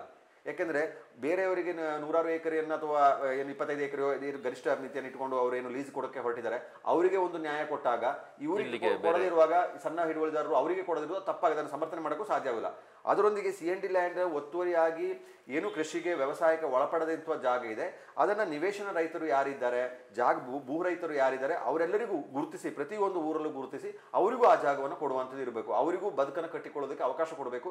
ಅವ್ರ ಬಗ್ಗೆನೂ ತಾರತಮ್ಯ ಮಾಡೋಕ್ಕೆ ಇರಬಾರ್ದು. ನಮಗೆ ಶ್ರೀಮಂತ ಬೆಳೆಗಾರರ ಬಗ್ಗೆ ಒಂದು ಭಾವನೆ, ಮಧ್ಯಮ ಬೆಳೆಗಾರರ ಬಗ್ಗೆ ಒಂದು ಭಾವನೆ, ಸಣ್ಣ ಬೆಳೆಗಾರರ ಹಿಡುವಳಿದಾರರ ಒಂದು ಭಾವನೆ, ಶ್ರಮಿಕ ವರ್ಗದವರ ಬಗ್ಗೆ ಒಂದು ನಿಯಮ, ಅದು ಆಗಬಾರ್ದು. ಎಲ್ಲರಿಗೂ ಜಾಗ ಬೇಕಾಗುತ್ತೆ, ಎಲ್ಲರೂ ಬದುಕನ್ನು ಕಟ್ಟಿಕೊಳ್ಳಬೇಕಾಗುತ್ತೆ, ಎಲ್ಲರೂ ಬದುಕನ್ನು ಹಸನಾಗಬೇಕಾಗುತ್ತೆ. ಆ ಉದ್ದೇಶ ಏನು ಇಟ್ಟುಕೊಂಡೆ ಎಲ್ಲರಿಗೂ ಈ ನ್ಯಾಯವನ್ನು ಒದಗಿಸುವಂಥ ಅವಕಾಶಗಳು, ಒನ್ ಟೈಮ್ ಸೆಟಲ್ಮೆಂಟ್ ಮಾಡೋದಕ್ಕೆ ಬಹಳಷ್ಟು ಅವಕಾಶಗಳಿದೆ. ಅದು ಆದರೆ ಸಾಕಷ್ಟು ಸಮಸ್ಯೆಗಳು ಪರಿಹಾರ ಆಗುತ್ತೆ, ಜನರ ಆತಂಕಗಳು ಪರಿಹಾರ ಆಗುತ್ತೆ. ನೋಡಿ, 10-20 ವರ್ಷಗಳಿಂದ ಕೃಷಿ ಮಾಡಿಕೊಂಡಿರುವವರಿಗೆ ದಾಖಲಾತಿಗಳಿಲ್ಲ, ಅವರಿಗೆ ಯಾವುದೇ ಲೋನ್ ತಗೊಳ್ಳೋಕೆ ಸಾಧ್ಯ ಆಗೋದಿಲ್ಲ. ಪಾಪ ಅವರು ಏನು ಮಾಡಬೇಕಾಗುತ್ತೆ? ಈಗ ಬೆಳೆ ಏನೋ ನಷ್ಟ ಆದರೆ ಅದಕ್ಕೆ ಪರಿಹಾರ ತಗೊಳ್ಳೋಕೆ ಅವ್ರಿಗೆ ಅವಕಾಶಗಳಿಲ್ಲ. ಬಂದ್ರೆ ಮಾತ್ರ ಉಂಟಲ್ಲಿ ಅಲ್ಲ, ಅವರು ಫಸಲು ಬಂದ್ರೆ ಅದು ಅವ್ರು ಏನು ಕುಯ್ದುಕೊಂಡ್ರೆ ಅಷ್ಟೇ ಫಸಲು. ಬೆಳೆ ನಷ್ಟ ಆದ್ರೂ ಅವ್ರಿಗೇನು ಹೇಳಕ್ಕೂ ಆಗಲ್ಲ, ಅವ್ರಿಗೆ ಪರಿಹಾರವೂ ಸಿಗೋದಿಲ್ಲ. ಲೋನ್ ಬ್ಯಾಂಕನ್ನ ಅದನ್ನ ಡೆವಲಪ್ ಮಾಡಬೇಕು ಅಂತ ಹೇಳಿದ್ರೆ ಲೋನ್ ತೆಗೆದುಕೊಳ್ಳೋಕೆ, ಸಾಲ ತೆಗೆದುಕೊಳ್ಳೋಕೆ ಅವ್ರಿಗೆ ಅವಕಾಶಗಳಿಲ್ಲ. ಅದು ಜಾಗದಲ್ಲಿ ದಾಖಲಾತಿ ಮಾಡಿಕೊಟ್ರೆ 100 ಕುಟುಂಬಗಳು ಬದುಕನ್ನು ರೂಪಿಸ್ಕೊಳ್ಳೋಕೆ, ಅವರ ಬದುಕನ್ನು ಮತ್ತಷ್ಟು ವೃದ್ಧಿ ಪಡ್ಕೊಳ್ಳೋಕೆ ಅಥವಾ ಚೆನ್ನಾಗಿ ಅವ್ರ ಬದುಕನ್ನು ರೂಪಿಸ್ಕೊಳ್ಳೋಕೆ ಅವಕಾಶಗಳಾಗುತ್ತೆ. ಇದನ್ನ ಸರ್ಕಾರ ಅರ್ಥ ಮಾಡ್ಕೊಳ್ಬೇಕಾಗುತ್ತೆ. ನಮ್ಮ ಜನಪ್ರತಿನಿಧಿಗಳು ಅದನ್ನ ಅರ್ಥ ಮಾಡಿಸುವ ಕೆಲಸವನ್ನ ಇನ್ನಾದರೂ ಮಾಡಬೇಕಾಗುತ್ತೆ. ಶಾಸನ ಸಭೆ ನಡೆಯುವ ಸಂದರ್ಭದಲ್ಲಿ ಯಾವುದ್ಯಾವುದೋ ವಿಚಾರಗಳ ಬಗ್ಗೆ ಚರ್ಚೆ ಮಾಡ್ತಾರೆ. ಗಂಭೀರ, ಇದು ನಿಜವಾಗ್ಲೂ ಹೆಚ್ಚಿನ ಜನರಿಗೆ ಅನ್ವಯಿಸುವಂತಹ ಪ್ರಮುಖವಾದಂತಹ ಮಹತ್ವದ ವಿಚಾರ. ಇದರ ಬಗ್ಗೆ ಗಂಭೀರವಾದ ಚರ್ಚೆ ಶಾಸನ ಸಭೆಯೊಳಗೆ ನಡಿಬೇಕಾಗುತ್ತೆ. ಅದರೊಂದಿಗೆ ಸರ್ಕಾರದ ಗಮನ ಸೆಳೆಯುವಂಥ ಕೆಲಸವನ್ನು ಸಹ ನಮ್ಮ ಜನಪ್ರತಿನಿಧಿಗಳು ಪಕ್ಷಾತೀತವಾಗಿ ಮಾಡಬೇಕಾಗುತ್ತೆ. ಆಡಳಿತಾರೂಢ ಪಕ್ಷದವರಿಗೆ ನೇರವಾಗಿ ಕೇಳಕ್ಕೆ ಮುಜುಗರ ಆದರೂ ಸಹ ಜಿಲ್ಲೆಯ ದೃಷ್ಟಿಯನ್ನು ಇಟ್ಟುಕೊಂಡು ನೀವು ಕೇಳಬೇಕು. ಯಾಕಂದ್ರೆ ಕಾಂಗ್ರೆಸ್ ಅವರೇ ಪ್ರತಿಭಟನೆಯಲ್ಲಿ ಪಾರ್ಟಿಸಿಪೇಟ್ ಮಾಡಿದ್ದಾರೆ. ಅವರೇ ಪಾರ್ಟಿಸಿಪೇಟ್ ಮಾಡಿರ್ಬೇಕಾದ್ರೆ ಇದರ ತೀವ್ರತೆಯನ್ನ ಯೋಚನೆ ಮಾಡಬೇಕಾಗುತ್ತೆ. ಯಾಕಂದ್ರೆ ಜನರ ವಿರುದ್ಧವಾಗಿ ಯಾವುದೇ ಪಕ್ಷಕ್ಕೆ ನಡ್ಕೊಳ್ಳೋಕೆ ಸಾಧ್ಯ ಆಗೋದಿಲ್ಲ. ಬಹುಶಃ ಕಾಂಗ್ರೆಸ್ ಅವರು ಬರದೇ ಹೋದ್ರೆ ಅವರ ವಿರುದ್ಧವಾಗಿ ಜನ ನಿಲ್ತಾರೆ ಅಂತ ಭಯದಲ್ಲಿ ಅವ್ರು ಬಂದಿರ್ತಾರೆ. ಅತಿರಿಕ್ತ ಪರಿಣಾಮ ಮುಂದಿನ ಚುನಾವಣೆ. ಅದೇ ರೀತಿ ಶಾಸಕರು ಮಂತರಗೌಡ ಅವರು ಸಹ ಅದನ್ನ ಸರ್ಕಾರಕ್ಕೆ ಹೋಗಿ ಮುಖ್ಯಮಂತ್ರಿ ಗಮನ ಸೆಳೆಯುವಂತೆ ಮುಖ್ಯಮಂತ್ರಿಗೆ ಮನವಿ ಕೊಡುವ ಕೆಲಸವನ್ನ ಮಾಡಿದ್ದಾರೆ. ಅದನ್ನು ಶಾಸನ ಸಭೆ ಒಳಗೆ ಮಾಡಬಹುದಿತ್ತು. ಮುಖ್ಯಮಂತ್ರಿಗೆ ಮನವಿ ಕೊಡುವ ಕೆಲಸ ಬೇಕಾಗಿರಲಿಲ್ಲ. ಶಾಸನ ಸಭೆ ಒಳಗೇನೆ ಅದರ ಬಗ್ಗೆ ಧ್ವನಿ ಎತ್ತಬೇಕಾಗಿತ್ತು. ಬೇರೆ ಕಡೆ ಶಾಸಕರುಗಳು ಕೂಡ ಒಂಚೂರು ಧ್ವನಿ ಕೊಡ್ತಿದ್ರು. ಹೌದು, ಮಲೆನಾಡು ಭಾಗದಲ್ಲಿ ಅಥವಾ ಬೇರೆ ಭಾಗದಲ್ಲಿ ಎಲ್ಲಿ ಏನಿದೆ ಅದು ಅವರು ಸಹ ಇದ್ರ ಬಗ್ಗೆ ಧ್ವನಿ ಕೊಡಿಸಿದ್ರು.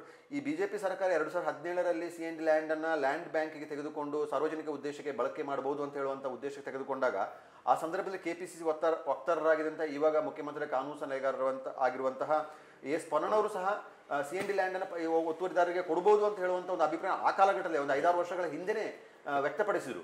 ಹಾಗಾಗಿ ಅವರು ಸಹ ಆ ವಿಚಾರದ ವಿರುದ್ಧವಾಗಿ ಏನಿಲ್ಲ, ಕೊಡಬಾರದು ಅಂತ ಹೇಳುವ ಅಥವಾ ಜನರ ವಿರುದ್ಧವಾಗಿ ಅವರು ಸಹ ಇಲ್ಲ. ಮಂತ್ರಗೌಡರು ಜನರ ವಿರುದ್ಧವಾಗಿಲ್ಲ, ಜನರ ಧ್ವನಿಯಾಗಿ ಅವ್ರು ಮಾಡಿದರೆ ಅದನ್ನ ಅವರಿಬ್ಬರೂ ಸಹ ಶಾಸನ ಸಭೆಯೊಳಗಿನ ಈ ಅಧಿವೇಶನದಲ್ಲಿ ಪ್ರಸ್ತುತ ಏನು ಮಳೆಗಾಲ ಅಧಿವೇಶನ ನಡೀತಿದೆ ಅಲ್ಲಿಯೇ ಹೆಚ್ಚು ಪರಿಣಾಮಕಾರಿಯಾಗಿ ಎಲ್ಲ ವಿಚಾರಗಳನ್ನು ಸಮಗ್ರವಾಗಿ ಅರ್ಥ ಮಾಡಿಕೊಳ್ಳುವಂಥದ್ದು. ಶಾಸನ ಸಭೆಯಲ್ಲಿ ಇಡೀ ಸರ್ಕಾರಕ್ಕೆ, ಅಧಿಕಾರಿಗಳಿಗೆ, ಜನಪ್ರತಿನಿಧಿಗಳಿಗೆ, ಸರ್ಕಾರ ನಡೆಸುವವರಿಗೆ, ಪ್ರತಿಪಕ್ಷದವರಿಗೆ ಎಲ್ಲರಿಗೂ ವಿಷಯವನ್ನು ಮನವರಿಕೆ ಮಾಡಿಕೊಡುವಂಥ ಒಂದು ಸುವರ್ಣಾವಕಾಶ. ಅದನ್ನು ಬಳಸ್ಕೊಳ್ಬೇಕಾಗುತ್ತೆ. ಅದರೊಂದಿಗೆ ನಮ್ಮನ್ನು ಪ್ರತಿನಿಧಿಸಿರುವಂಥ ವಿಧಾನ ಪರಿಷತ್ ಸದಸ್ಯರು, ಸಲಹೆ ಸಂಸ್ಥೆಯನ್ನು ಪ್ರತಿನಿಧಿಸಿರುವಂಥ ವಿಧಾನ ಪರಿಷತ್ ಸದಸ್ಯರು, ಶಿಕ್ಷಕರ ಕ್ಷೇತ್ರದಿಂದ ಗೆದ್ದಿರುವಂಥ ವಿಧಾನ ಪರಿಷತ್ ಸದಸ್ಯರು, ಇದನ್ನೇ ಪದವೀಧರ ಕ್ಷೇತ್ರದಿಂದ ಗೆದ್ದಿರುವಂಥ ಅವರು ಸಹ ಇದರ ಬಗ್ಗೆ ತಿಳ್ಕೊಂಡು ಅಲ್ಲಿ ಎರಡೂ ಸಭೆಯಲ್ಲಿ ಮೇಲ್ಮನೆ ಮತ್ತು ಕೆಳಮನೆ ಎರಡೂ ಶಾಸನ ಸಭೆಯೊಳಗೆ ಅದನ್ನು ಪ್ರಸ್ತಾಪ ಮಾಡುವಂಥ ಕೆಲಸವನ್ನು ಮಾಡಬೇಕಾಗುತ್ತೆ. ಮತ್ತು ಸರ್ಕಾರ ಅದನ್ನು ಶೀಘ್ರವಾಗಿ ತ್ವರಿತವಾಗಿ ಅದನ್ನು ವಿಲೇವಾರಿ ಮಾಡುವಂಥ ಅಥವಾ ತೀರ್ಮಾನ ತೆಗೆದುಕೊಳ್ಳುವ ಮಾಡಬೇಕಾಗುತ್ತೆ. ಸುಮ್ಮನೆ ಪ್ರೋಸೆಸ್ ಮಾಡುವಂಥದ್ದು, ಅರಣ್ಯ ಇಲಾಖೆಯವ್ರನ್ನ, ಕಂದಾಯ ಇಲಾಖೆಯವ್ರನ್ನ ಇಕ್ಕಟ್ಟಿಗೆ ಸಿಕ್ಕಿಸ್ಕೊಂಡು ಮತ್ತು ಕೊನೆಗೆ ಅವರನ್ನು ಕೊಡುವಂಥದ್ದು ಪ್ರಯತ್ನಗಳನ್ನ ಮಾಡಿ ಪ್ರಯೋಜನ ಇಲ್ಲ. ನಾನು ಅದಕ್ಕೆ ಯಾಕೆ ಹೇಳ್ತೀನಿ ಅಂದರೆ, ಈ ಒತ್ತುವರಿ ಬಗ್ಗೆ ಬಹಳಷ್ಟು ಚರ್ಚೆ ನಡೀತಾ ಇತ್ತು. ಆ ಕೊನೆಗೆ ಅವರಿಗೆ ಲೀಸ್ ಕೊಡುವ ಪ್ರಕ್ರಿಯೆ ಮಾಡಿದ್ರು. ಆದರೆ ಈ ಹಿಂದಿನದೆಲ್ಲ ಪ್ರಕ್ರಿಯೆಗಳಿಗೇನು ಯಾವ ಪ್ರಯೋಜನವೂ ಇಲ್ಲದಾಯಿತು. ಅದೇ ರೀತಿ ಈ ಸರ್ಕಾರ ಕೋರ್ಟ್ ಆದೇಶ ಬಂದಾಗ ಸಾವಿರಾರು ಎಕರೆ 15,000 ಎಕರೆಯಷ್ಟು ಒತ್ತುವರಿ ಇದೆ ಕೊಡಗಿನಲ್ಲಿ, ಅದನ್ನು ವೆಕೆಟ್ ಮಾಡಬೇಕು ಅಂತೇಳಿ ಕೋರ್ಟ್ ಆದೇಶ ಕೊಟ್ಟಾಗ ಎಲ್ಲ ಇಲಾಖೆಯವರು ಹೋಗಿ ಕಾಫಿ ತೋಟದ ಮುಂದೆ ಹೋಗಿ ಇದು ಸರ್ಕಾರದ ಸ್ವಾಧೀನದಲ್ಲಿರುವ ಜಾಗ, ಅಕ್ರಮ ಪ್ರವೇಶ ಮಾಡಿದ್ರೆ ಕಾನೂನು ಕ್ರಮ ತೆಗೆದುಕೊಳ್ತೀವಿ ಎಂದು ನೋಟಿಸ್ ಬೋರ್ಡ್ ಹಾಕಿದ್ರು. ನೋಟಿಸ್ ಬೋರ್ಡ್ ಹಾಕಿ 2 ವರ್ಷ ನಂತರ ಅವರ ಅನುಭವ ಸ್ವಾಧೀನ ಯಾರು ಪಡ್ತಾರೆ ಅವ್ರ ಹತ್ರ ಇದೆ. ಯಾರಿಗೆ ಮೋಸ ಮಾಡ್ತಿರೋದು ಅಂತ, ಕೋರ್ಟಿಗೆ ಮೋಸ ಮಾಡೋದು ಅಥವಾ ಸರ್ಕಾರಕ್ಕೆ ಮೋಸ ಮಾಡೋದು, ಇದ್ರದ್ದು ಏನು ಪ್ರಯೋಜನ? ಕೋರ್ಟಿಗೂ ರೆಕಾರ್ಡಿಕಲಿ ಅಷ್ಟೇ, ಕೋರ್ಟ್ ಏನು ವಾಸ್ತವ ನೋಡ್ತಾ ಇದೆಯಾ? ಏನ್ ಮಾಡಿದ್ರೆ ಕೇಳಿದ್ರೆ ನಾವು ವೆಕೆಟ್ ಮಾಡಿದೀವಿ ಅಂತ ಈ 15,000 ಎಕರೆ ಇದು ವೆಕೆಟ್ ಮಾಡಿದನ್ನ ಬೇರೆ ಯಾರು ಸ್ವಾಧೀನದಲ್ಲಿದ್ದಾರೆ, ಯಾರು ಅನುಭವಿಸ್ತಾರೆ ಅಂದ್ರೆ ಯಾರ ಹತ್ರ ಇತ್ತು ಅವರೇ. ಈಗ ಈ ಸೇಮ್ ಅಕ್ರಮ ಸಕ್ರಮದ ಸಹ ಸರ್ಕಾರ ಅಂತ ಮಾಡಿತು, ದಾಖಲಿಲ್ಲತ್ತೆ, ದಾಖಲಿಲ್ಲಷ್ಟೇ ಅದು ಅವರು ಸರ್ಕಾರದಂತ, ಮತ್ತೆ ಅವರ ಅನುಭವ ಸ್ವಾಧೀನ ಪುನಃ ಅವರೇ ಇದೆ. ಮತ್ತೆ ಯಾರಿಗೆ ಇದನ್ನ ಈ ತರ ಪ್ರಕ್ರಿಯೆಗಳಿಂದ ಏನು ಪ್ರಯೋಜನ ಆಗುತ್ತೆ? ನನಗನ್ನಿಸುವಂಥದ್ದು ಇದನ್ನ ವಾಸ್ತವ ನೆಲೆಗಟ್ಟಲ್ಲೇ ನಾವು ತಿಳ್ಕೊಳ್ಬೇಕಾಗುತ್ತೆ. ಈ ಅರಣ್ಯೀಕರಣ ಯೋಜನೆಯೂ ಅಷ್ಟೇ ರೆಕಾರ್ಡಿಕಲ್ಲಿ ನೋಡುವಂಥದ್ದಲ್ಲ. ಹಲವಾರು ಯಾವುದೋ ಒಂದು ರಸ್ತೆ ಮಾಡಕ್ಕೆ ಹೊರಟಾಗ ಅದು ಅರಣ್ಯ ನಾಶ ಆಗುತ್ತೆ ಅಂತ ಮಾಡೋದು, ಅಲ್ಲಿ ಅರಣ್ಯ ಇರೋದಿಲ್ಲ. ಜನ ಅಲ್ಲಿಗೆ ಸ್ಪಾಟಿಗೆ ಹೋಗದೆ ಹೋದ್ರೆ ಜನ ತಿಳ್ಕೊಳ್ತಾರೆ ದೊಡ್ಡ ಅರಣ್ಯ ನಾಶ ಆಗ್ತಾ ಇದೆ, ಯಾಕಪ್ಪ ಹಿಂಗೆ ಮಾಡ್ತಾರೆ, ಫಾರೆಸ್ಟ್ ಹೋಗ್ಬಿಡ್ತಲ್ಲ ಅಂತ ಹೇಳಿ ಕಳವಳ ವ್ಯಕ್ತಪಡಿಸೋದು. ವಾಸ್ತವ ಚಿತ್ರಣ ಹಾಗಿರುವುದೇ ಇಲ್ಲ. ಇಲ್ಲಿ ಕೂತವರಿಗೆ ಅವ್ರ ಕಾನೂನು ಫಾರೆಸ್ಟ್ ಏರಿಯಾ ಅಂದ್ರೆ ಫಾರೆಸ್ಟ್ ಏರಿಯಾ ಮಾತ್ರ, ಅಲ್ಲಿ ಫಾರೆಸ್ಟ್ ಇದೆಯಾ ಇಲ್ಲೋ ಅದು ಲೆಕ್ಕಕ್ಕೆ ನೋಡೋದಿಲ್ಲ. ಅಲ್ಲಿ ಹೊರಗಡೆ ಕೂತವ್ರಿಗೇನು ಇವ್ರು ಕೊಟ್ಟಿದ್ದಾರೆ ಅದೇ ರಿಪೋರ್ಟ್, ಅಸಲಿ ಚಿತ್ರಣ ಗ್ರೌಂಡ್ ಚಿತ್ರಣ ಇವ್ರಿಗೆ ಗೊತ್ತಿರೋದಿಲ್ಲ. ಅದೇ ರೀತಿ ಆಗಿರುವಂಥದ್ದೇ ಅದು. ಈ ಎಲ್ಲ ಕಡೆಯಿಂದ ನ್ಯಾಯಾಲಯಕ್ಕೆ ತಪ್ಪು ಮಾಹಿತಿಯನ್ನು ಕೊಡ್ತಾರೆ, ನ್ಯಾಯಾಲಯ ಕೊಟ್ಟ ದಾಖಲೆ ಆಧಾರದಲ್ಲಿ ನ್ಯಾಯಾಲಯ ಕೊಡುವ ಆಧಾರನ ಇಂಪ್ಲಿಮೆಂಟ್ ಮಾಡೋ ಸಂದರ್ಭದಲ್ಲೂ ತಪ್ಪು ನಡೀತದೆ. ಈಗ ಹಾರಂಗಿ ಮುಳುಗಡೆ ಆಗ ಪ್ರದೇಶಕ್ಕೆ ಸುಮ್ಮನೆ ನೋಡಿ ಇದೇ CND ಲ್ಯಾಂಡ್ ಅನ್ನು ಕೊಟ್ಟು ಮತ್ತಷ್ಟು ಗೊಂದಲ, ಎಷ್ಟೊಂದು ಜಟಿಲವಾಗಿರುತ್ತೆ. ಸೆಕ್ಷನ್ 4 ಜಾಗ ಒಂದೇ ಇರ್ತದೆ, CND ಲ್ಯಾಂಡು ಅದೇ ಇರ್ತದೆ, ಪ್ಲಸ್ ಅದನ್ನ ಇವರಿಗೆ ಅರಣ್ಯ ಇಲಾಖೆ ಮತ್ತೆ ಹಸ್ತಾಂತರ ಮಾಡಿದಿರ್ತದೆ. ಎಲ್ಲ ಜಾಗವನ್ನು ಯಾರೋ ಕೃಷಿ ಮಾಡಿಕೊಂಡು ಅವರ ಅನುಭವ ಸ್ವಾಧೀನ ಇಟ್ಕೊಳ್ತಾರೆ. ಯಾವುದೋ ಒಂದು ಸಂದರ್ಭದಲ್ಲಿ ಮತ್ತೆ ಅವರಿಗೆ ಕಿರಿಕಿರಿ ಅಲ್ವಾ? ಈಗ 1 ತಲೆಮಾರು 2 ತಲೆಮಾರು ಕಳೆದ ನಂತರ ಅವರು ಅನುಭವ ಸ್ವಾಧೀನ ಇರ್ತಾರೆ, ಬಿಟ್ಟುಕೊಡಕ್ಕೆ ಸಾಧ್ಯ ಆಗುತ್ತಾ? ಜನರನ್ನ ಒಕ್ಕಲೆಬ್ಬಿಸಕ್ಕೆ ಸಾಧ್ಯ ಆಗುತ್ತಾ? ಈಗ 20,000 ಅಥವಾ 1 ಲಕ್ಷದ ಜನರನ್ನ ಓಡಿಸಕ್ಕಾಗುತ್ತಾ? ಈಗ ಕೊಡಗಿಂದ ಓಡಿಸಕ್ಕಾಗುತ್ತಾ? ನಿಮಗೆ ಜಾಗ ಕೊಡಲ್ಲ ಅಂತೇಳಿ ಅವ್ರ ದಿಕ್ಕನ್ನು ಬದಲಾಯಿಸಕ್ಕೆ ಸಾಧ್ಯ ಆಗುತ್ತಾ? ಅದನ್ನು ಯಾರಾದ್ರೂ ಅದ್ರ ವಿರುದ್ಧವಾಗಿ ನಿಲ್ಲಕ್ಕೆ ಸಾಧ್ಯ ಆಗುತ್ತಾ? ಹೇಳಿದ್ರು ಕೂಡ ದೊಡ್ಡ ಮಟ್ಟ ಸಂಘರ್ಷಕ್ಕೆ ಆಗಲ್ಲ. ಒಂದು ದಂಗೆ ಆಗುತ್ತೆ, ಅಥವಾ ಜನಪ್ರತಿನಿಧಿಗಳು ಅವ್ರ ಪರವಾಗಿ ನಿಲ್ತಾರೆ. ಅಂತಿಮವಾಗಿ ಯಾರ ಅನುಭವ ಸ್ವಾಧೀನ ಇದ್ರೆ ಅವರ ಹತ್ರನೇ ಇರ್ತದೆ. ಈ ಪ್ರೋಸೆಸ್ ಒಂದು ಆತಂಕ ಸೃಷ್ಟಿಸುವಂತ ವಾತಾವರಣ ಈ ಮಳೆಗಾಲದಲ್ಲೂ ಬಿಸಿಯಾಗಿ ವಾತಾವರಣ ಸೃಷ್ಟಿಯಾಗಿ ಆಗಿದೆ ಅಷ್ಟೇ. ಒಂದು ಈ ಜನಪ್ರತಿನಿಧಿಗಳಿಗೂ ಪಕ್ಷಾತೀತವಾಗಿ ಹೋರಾಡಲಿಕ್ಕೆ ಇಲ್ಲಿ ಅವಕಾಶ ಇದೆ. ಎಲ್ಲ ಪಕ್ಷದ ಜನಪ್ರತಿನಿಧಿಗಳಿದ್ದಾರೆ, ಶಾಸಕರು ಕಾಂಗ್ರೆಸ್ನಿಂದ ಇದ್ದಾರೆ, MLC BJP JDS ನಿಂದ ಇರೋರು ಇದ್ದಾರೆ. ಹಾಗಾಗಿ ಒಟ್ಟಾಗಿ ಎಲ್ಲ ಧ್ವನಿಯನ್ನ ಒಂದುಗೂಡಿಸಿ ಹೋಗ್ಲಿಕ್ಕೆ ಅವಕಾಶ ಇದೆ. ಕೇವಲ ಒಂದು ಪಕ್ಷದವನೇ ಹೋದ್ರೆ ಅವನ ಪಕ್ಷದ ಒಂದು ಸ್ವಾರ್ಥ ಲೆಕ್ಕಾಚಾರ ಇನ್ನೇನೋ ಇರುತ್ತೆ. ಬಟ್ ಇಲ್ಲಿ ಜನರ ಕಾಳಜಿಯನ್ನ ಲೆಕ್ಕದಲ್ಲಿ ಇಟ್ಕೊಂಡು ಎಲ್ಲರೂ ಪಕ್ಷಾತೀತವಾಗಿ ಒಂದು ವೇದಿಕೆಯನ್ನು ಸೃಷ್ಟಿ ಮಾಡಿಕೊಂಡು ಅವ್ರ ಹತ್ರ ಹೋಗುವಂಥದ್ದು. ಈ ಮಲೆನಾಡು ಭಾಗದ ಎಲ್ಲ ಶಾಸಕರು ಒಂದಾಗಿ ಕೂತು ಚರ್ಚೆ ಮಾಡಿಕೊಂಡು, ಶಾಸಕರು ಮುಖ್ಯಮಂತ್ರಿಗಳು ಅರಣ್ಯ ಸಚಿವರ ಬಳಿ ಕೂತು ವಿಧಾನಸಭೆಯಲ್ಲೇ ಪರಿಷತ್ನಲ್ಲಿ ಚರ್ಚೆ ಮಾಡಿದ್ರೆ ಬಹುಶಃ ಇದರಲ್ಲೇ ಈ ಅಧಿವೇಶನದಲ್ಲೇ ಒಂದು ಅಂತ್ಯಕ್ಕೆ ಬರ್ಬೋದು ಅಂತ ಅನ್ಸುತ್ತೆ. ಬಟ್ ಆ ನಿಟ್ಟಿನಲ್ಲಿ ಮುಂದೆ ಆಗ್ಬೇಕು. ಯಾಕಂದ್ರೆ ಡಾಕ್ಟರ್ ಕಸ್ತೂರಂಗನ್ ಅವರ ವರದಿ ಏನಿತ್ತು ಅದರ ವಿರುದ್ಧ ಇಂಪ್ಲಿಮೆಂಟೇಷನ್ ಸಂಬಂಧಪಟ್ಟ ಹಾಗೆ ಏನು ವರದಿ ಬಂದ ಸಂದರ್ಭದಲ್ಲಿ ಪಕ್ಷಾತೀತವಾಗಿ ಎಲ್ಲಾ ಪಕ್ಷದವರು ಸೇರ್ಕೊಂಡು ಕಸ್ತೂರಂಗನ್ ವರದಿ ಅನುಷ್ಠಾನ ವಿರುದ್ಧ ಹೋರಾಟ ಸಮಿತಿ ರಚನೆ ಮಾಡಿಕೊಂಡು ಕೊಡಗು ಬಂದ್ ಮಾಡಿರುವಂತಿರ್ಬೋದು, ಅದರ ವಿರುದ್ಧ ಸರ್ಕಾರಕ್ಕೆ ನಿಯೋಗ ಹೋಗಿರ್ಬೋದು, ಎಲ್ಲವೂ ಇದೆ. ಅದೇ ರೀತಿ ನನಗನ್ಸೋದು ಎಲ್ಲ ರಾಜಕೀಯ ಪಕ್ಷದ ಮುಖಂಡರುಗಳು, ಜನಪ್ರತಿನಿಧಿಗಳು, ಸಂಘ ಸಂಸ್ಥೆಯ ಪ್ರಮುಖರು, ವಿಚಾರ ತಜ್ಞರು ಇವರೆಲ್ಲರೂ ಸೇರಿ ಈ ಎಲ್ಲ ವಿಚಾರದ ಬಗ್ಗೆ ಒಂದು ಸಮಗ್ರವಾದಂಥ ವರದಿಯನ್ನು ಸಿದ್ಧಪಡಿಸ್ಕೊಳ್ಬೇಕು ಅಥವಾ ಅರಿವು ಮೂಡ್ಕೊಳ್ಬೇಕು. ಫಸ್ಟ್ ಏನು ವಿಚಾರ ಅಂತ ಹೇಳೋದನ್ನ ಎಲ್ಲರಿಗೂ ಜ್ಞಾನ ಇರಬೇಕಾಗುತ್ತೆ. ಒಂದೊಂದು ಸೈಡ್ ಆಗಿರಬಾರ್ದು ಯಾರು. ವಾಸ್ತವ ಚಿತ್ರಣನು ಪ್ರಾಕ್ಟಿಕಲ್ ಆಗಿ ಈಗ ಯಾವುದು CND ಲ್ಯಾಂಡ್ ಅಂತ ಒಂದು ಊರಿಗೆ ತೆಗೆದುಕೊಂಡು ಯಾವ ಒಂದು ಊರನ್ನ ಪ್ರಾಯೋಗಿಕವಾಗಿ ತೆಗೆದುಕೊಂಡು ಆ ಊರಿಗೆ ಹೋಗಿ ಚೆಕ್ ಮಾಡಿಸ್ ಗೊತ್ತಾಗುತ್ತೆ. ಅಲ್ಲಿ ಏನು ಮಾಡ್ತಿದ್ದಾರೆ, ಕೃಷಿ ಬೆಳೆದಿದ್ದಾರೆ, ಭತ್ತ ಬೆಳೀತಿದ್ದಾರೆ, ಕಾಫಿ ಬೆಳೀತಿದ್ದಾರಾ, ಏನು ಬೆಳೀತಿದ್ದಾರೆ ಅಂತ ನೋಡ್ಕೊಳ್ಬಹುದು. ಅಥವಾ ಏನು ಉದ್ದೇಶಕ್ಕೆ ಆ ಜಾಗ ಬಳಕೆ ಆಗಿದೆ, ಅರಣ್ಯೀಕರಣ ಆಗಿದೆಯಾ, ಎಷ್ಟು ಈ 35,000 ಎಕರೆ ಪ್ರದೇಶ ಪ್ರಕಾರ ಎಷ್ಟು ಅರಣ್ಯವನ್ನು ಬೆಳೆಸಿದ್ದಾರೆ ಅಂತ ಹೇಳೋದನ್ನು ನಾವು ಚೆಕ್ ಮಾಡ್ಕೊಳ್ಬಹುದು. ಅರಣ್ಯ ಎಷ್ಟಿದೆ ಅಂತ ಹೇಳೋದನ್ನ ನಾವು ಚೆಕ್ ಮಾಡ್ಕೊಳ್ಬಹುದು. ಇದು ಶೀಘ್ರಗತಿಯಲ್ಲಿ ಆಗಬೇಕಾಗುತ್ತೆ. ಈಗ ನಾವು ಕೆಲವು ಸಲ ನೋಡಿ, ಈಗ ಕಾವೇರಿ ವಿಚಾರಕ್ಕೆ ಬಂದಾಗ ಮಂಡ್ಯದ ರೈತರುಗಳು ಅಥವಾ ಮಂಡ್ಯದ ಜನಪ್ರತಿನಿಧಿಗಳು ಪಕ್ಷಾತೀತವಾಗಿ ಹೇಗೆ ಒಂದಾಗಿ ನಿಲ್ತಾರೆ. ಅಲ್ಲಿ ಪಕ್ಷ ಸಂಘಟನೆ ಏನು ಬರಲ್ಲ, ಎಲ್ಲರಿಗೂ ಒಂದೇ ಇರ್ತದೆ. ಕಾವೇರಿ ವಿಚಾರದ ಹೋರಾಟಗಳನ್ನು ನಾವು ಗಮನಿಸಬೇಕಾದ್ರೆ ಮಂಡ್ಯದ ಜನರು ಅಥವಾ ರೈತರು ಹೇಗೆ ಹೇಳ್ತಾರೆ, ಅವರ ಜನಪ್ರತಿನಿಧಿಗಳು ಯಾರನ್ನು ಅವಲಂಬಿಸೋದಿಲ್ಲ, ಜನಪ್ರತಿನಿಧಿಗಳು ಅವರೊಟ್ಟಿಗೆ ಹೋಗಿ ಸೇರ್ಕೊಳ್ತಾರೆ. ಅಥವಾ ಅದಕ್ಕೂ ಹೆಚ್ಚು ಹೋದ್ರೆ ನಾವು ತಮಿಳುನಾಡಲ್ಲಿ ನೋಡಿ, ಅಲ್ಲಿಯ ಶಾಸಕರುಗಳು ಅಥವಾ ಜನಪ್ರತಿನಿಧಿಗಳು MPಗಳಿರ್ಬೋದು, ಶಾಸಕರುಗಳಿರ್ಬೋದು, ಅವರು ಕಾವೇರಿ ವಿಚಾರಕ್ಕೆ ಬಂದಾಗ ಯಾವುದೇ ಸರ್ಕಾರ ಇದ್ರೆ, ರೂಲಿಂಗ್ ಇರಲಿ ಅಪೋಸಿಷನ್ ಇರಲಿ, ಅವರು ಸರ್ಕಾರವನ್ನ ಗಮನ ಸೆಳೆಯುವಂಥದ್ದು, ಆ ವಿಚಾರದ ಬಗ್ಗೆ ಹೇಗೆ ಧ್ವನಿ ಎತ್ತಾರೆ. ಅದೇ ರೀತಿಯಲ್ಲಿ ಇದೊಂದು ಜಟಿಲವಾದ ಸಮಸ್ಯೆ ಇರುವ ಕಾರಣಕ್ಕಾಗಿ, ಸಾವಿರಾರು ಜನರ ಬದುಕಿನ ವಿಚಾರ ಇರುವ ಕಾರಣಕ್ಕಾಗಿ, ಇದರಲ್ಲಿ ಒಂದಷ್ಟು ಗೊಂದಲಗಳಿರುವ ಕಾರಣಕ್ಕಾಗಿ ಇದನ್ನು ಪರಿಹರಿಸೋಕ್ಕಾಗಿ ಒಂದು ಜಂಟಿ ಸರ್ವೆ ಮಾಡೋದಕ್ಕೆ ಅಥವಾ ತ್ವರಿತವಾಗಿ ಇದನ್ನು ವಿಲೇವಾರಿ ಮಾಡೋದಕ್ಕೆ ಎಲ್ಲರೂ ಒಂದಾಗಿ ಈ ವಿಚಾರವನ್ನು ಮುಂದುವರಿಸಬೇಕಾಗುತ್ತೆ. ಇಲ್ಲದಿದ್ದರೆ ಜನ ಮತ್ತೆ ಅದು ಇನ್ನೊಂದು ಹೋರಾಟದ ತೀವ್ರ ಸ್ವರೂಪ ಆಗಿ ಕೊನೆಗೆ ಮಾಡುವಂಥದ್ದು ಮಾಡಲೇಬೇಕಾಗುತ್ತದೆ, ಅವರಿಗೆ ಕೊಡಲೇಬೇಕಾಗುತ್ತದೆ. ಆ ತೀರ್ಮಾನ ತೆಗೆದುಕೊಳ್ಳುವ ಮೊದಲು ಅದನ್ನು ಇನ್ನಷ್ಟು ಡ್ರ್ಯಾಗ್ ಮಾಡೋ ಬದಲು ಈಗಲೇ ಅದನ್ನು ತೀರ್ಮಾನ ತೆಗೆದುಕೊಂಡು ಸಮಸ್ಯೆಗೆ ಪರಿಹಾರ ಕಂಡುಕೊಳ್ಳುವುದು ಒಳ್ಳೆಯದು. ಇನ್ನೊಂದು ಮಾಹಿತಿಗಾಗಿ ಕೇಳ್ತಾ ಇದ್ದೀನಿ, ಅದನ್ನು ಚರ್ಚೆ ಮಾಡೋದೇನು ಪ್ರಯೋಜನ ಇಲ್ಲ. ಈ 40 ವರ್ಷದ ಹಿಂದೆ ವರದಿಯನ್ನು ಕೊಟ್ಟರು ಈ ಇಂತಿಂಥ ಜಾಗಗಳನ್ನ ಸೇರಿಸಿ ಅಂತ, ಅದು ಎಡವಟ್ಟಾಗಿದೆ ಎಲ್ಲಿ ಅಂತ? ಅದು ಅಲ್ಲ, ಏನಾಗುತ್ತೆ ಅಂದರೆ ಜಾಗವನ್ನು ಸಂರಕ್ಷಣೆ ಮಾಡಬೇಕು ಅಂತ ಒತ್ತುವರಿಯನ್ನು ಕಡಿಮೆ ಮಾಡಬೇಕು ಅಂತ ಹೇಳುವಂಥದ್ದು, ಒಂದಿಷ್ಟು ಪ್ರಮಾಣದಲ್ಲಿ ಅರಣ್ಯ ಇರಬೇಕು ಅಂತ ಹೇಳುವ ಕಾಳಜಿಯೊಂದಿಗೆ ಮಾಡಬೇಕು, ಅದನ್ನು ಅರಣ್ಯವನ್ನು ಬೆಳೆಸಬೇಕು ಅಂತ ಹೇಳುವಂಥದ್ದು ಒಂದು ಉದ್ದೇಶ.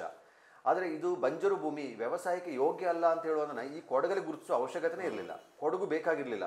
ಕೊಡಗಿನಲ್ಲಿ ಅದಕ್ಕೆ ನಾನು ಹೇಳೋದು, ಯಾವುದೋ ಒಂದು ಯೋಜನೆ ಮಾಡಬೇಕಾದ್ರೆ ವಾಸ್ತವ ನೆಲೆಗಟ್ಟಲ್ಲಿ ಯೋಜನೆ ರೂಪಿಸಬೇಕಾಗಿತ್ತು. ಕೊಡಗಿನಲ್ಲಿ ಏನು ಮಾಡಬೇಕಿದೆ, ಇರುವ ಅರಣ್ಯವನ್ನು ತೊಂದರೆ ಹನನ ಆಗದ ರೀತಿಯಲ್ಲಿ ಹೇಗೆ ಸಂರಕ್ಷಣೆ ಮಾಡಬೇಕಿದೆ ಅಂತೇಳಿ ಬಗ್ಗೆ ಯೋಚನೆ ಮಾಡಿದರೆ ಸಮಸ್ಯೆನೇ ಇರಲಿಲ್ಲ.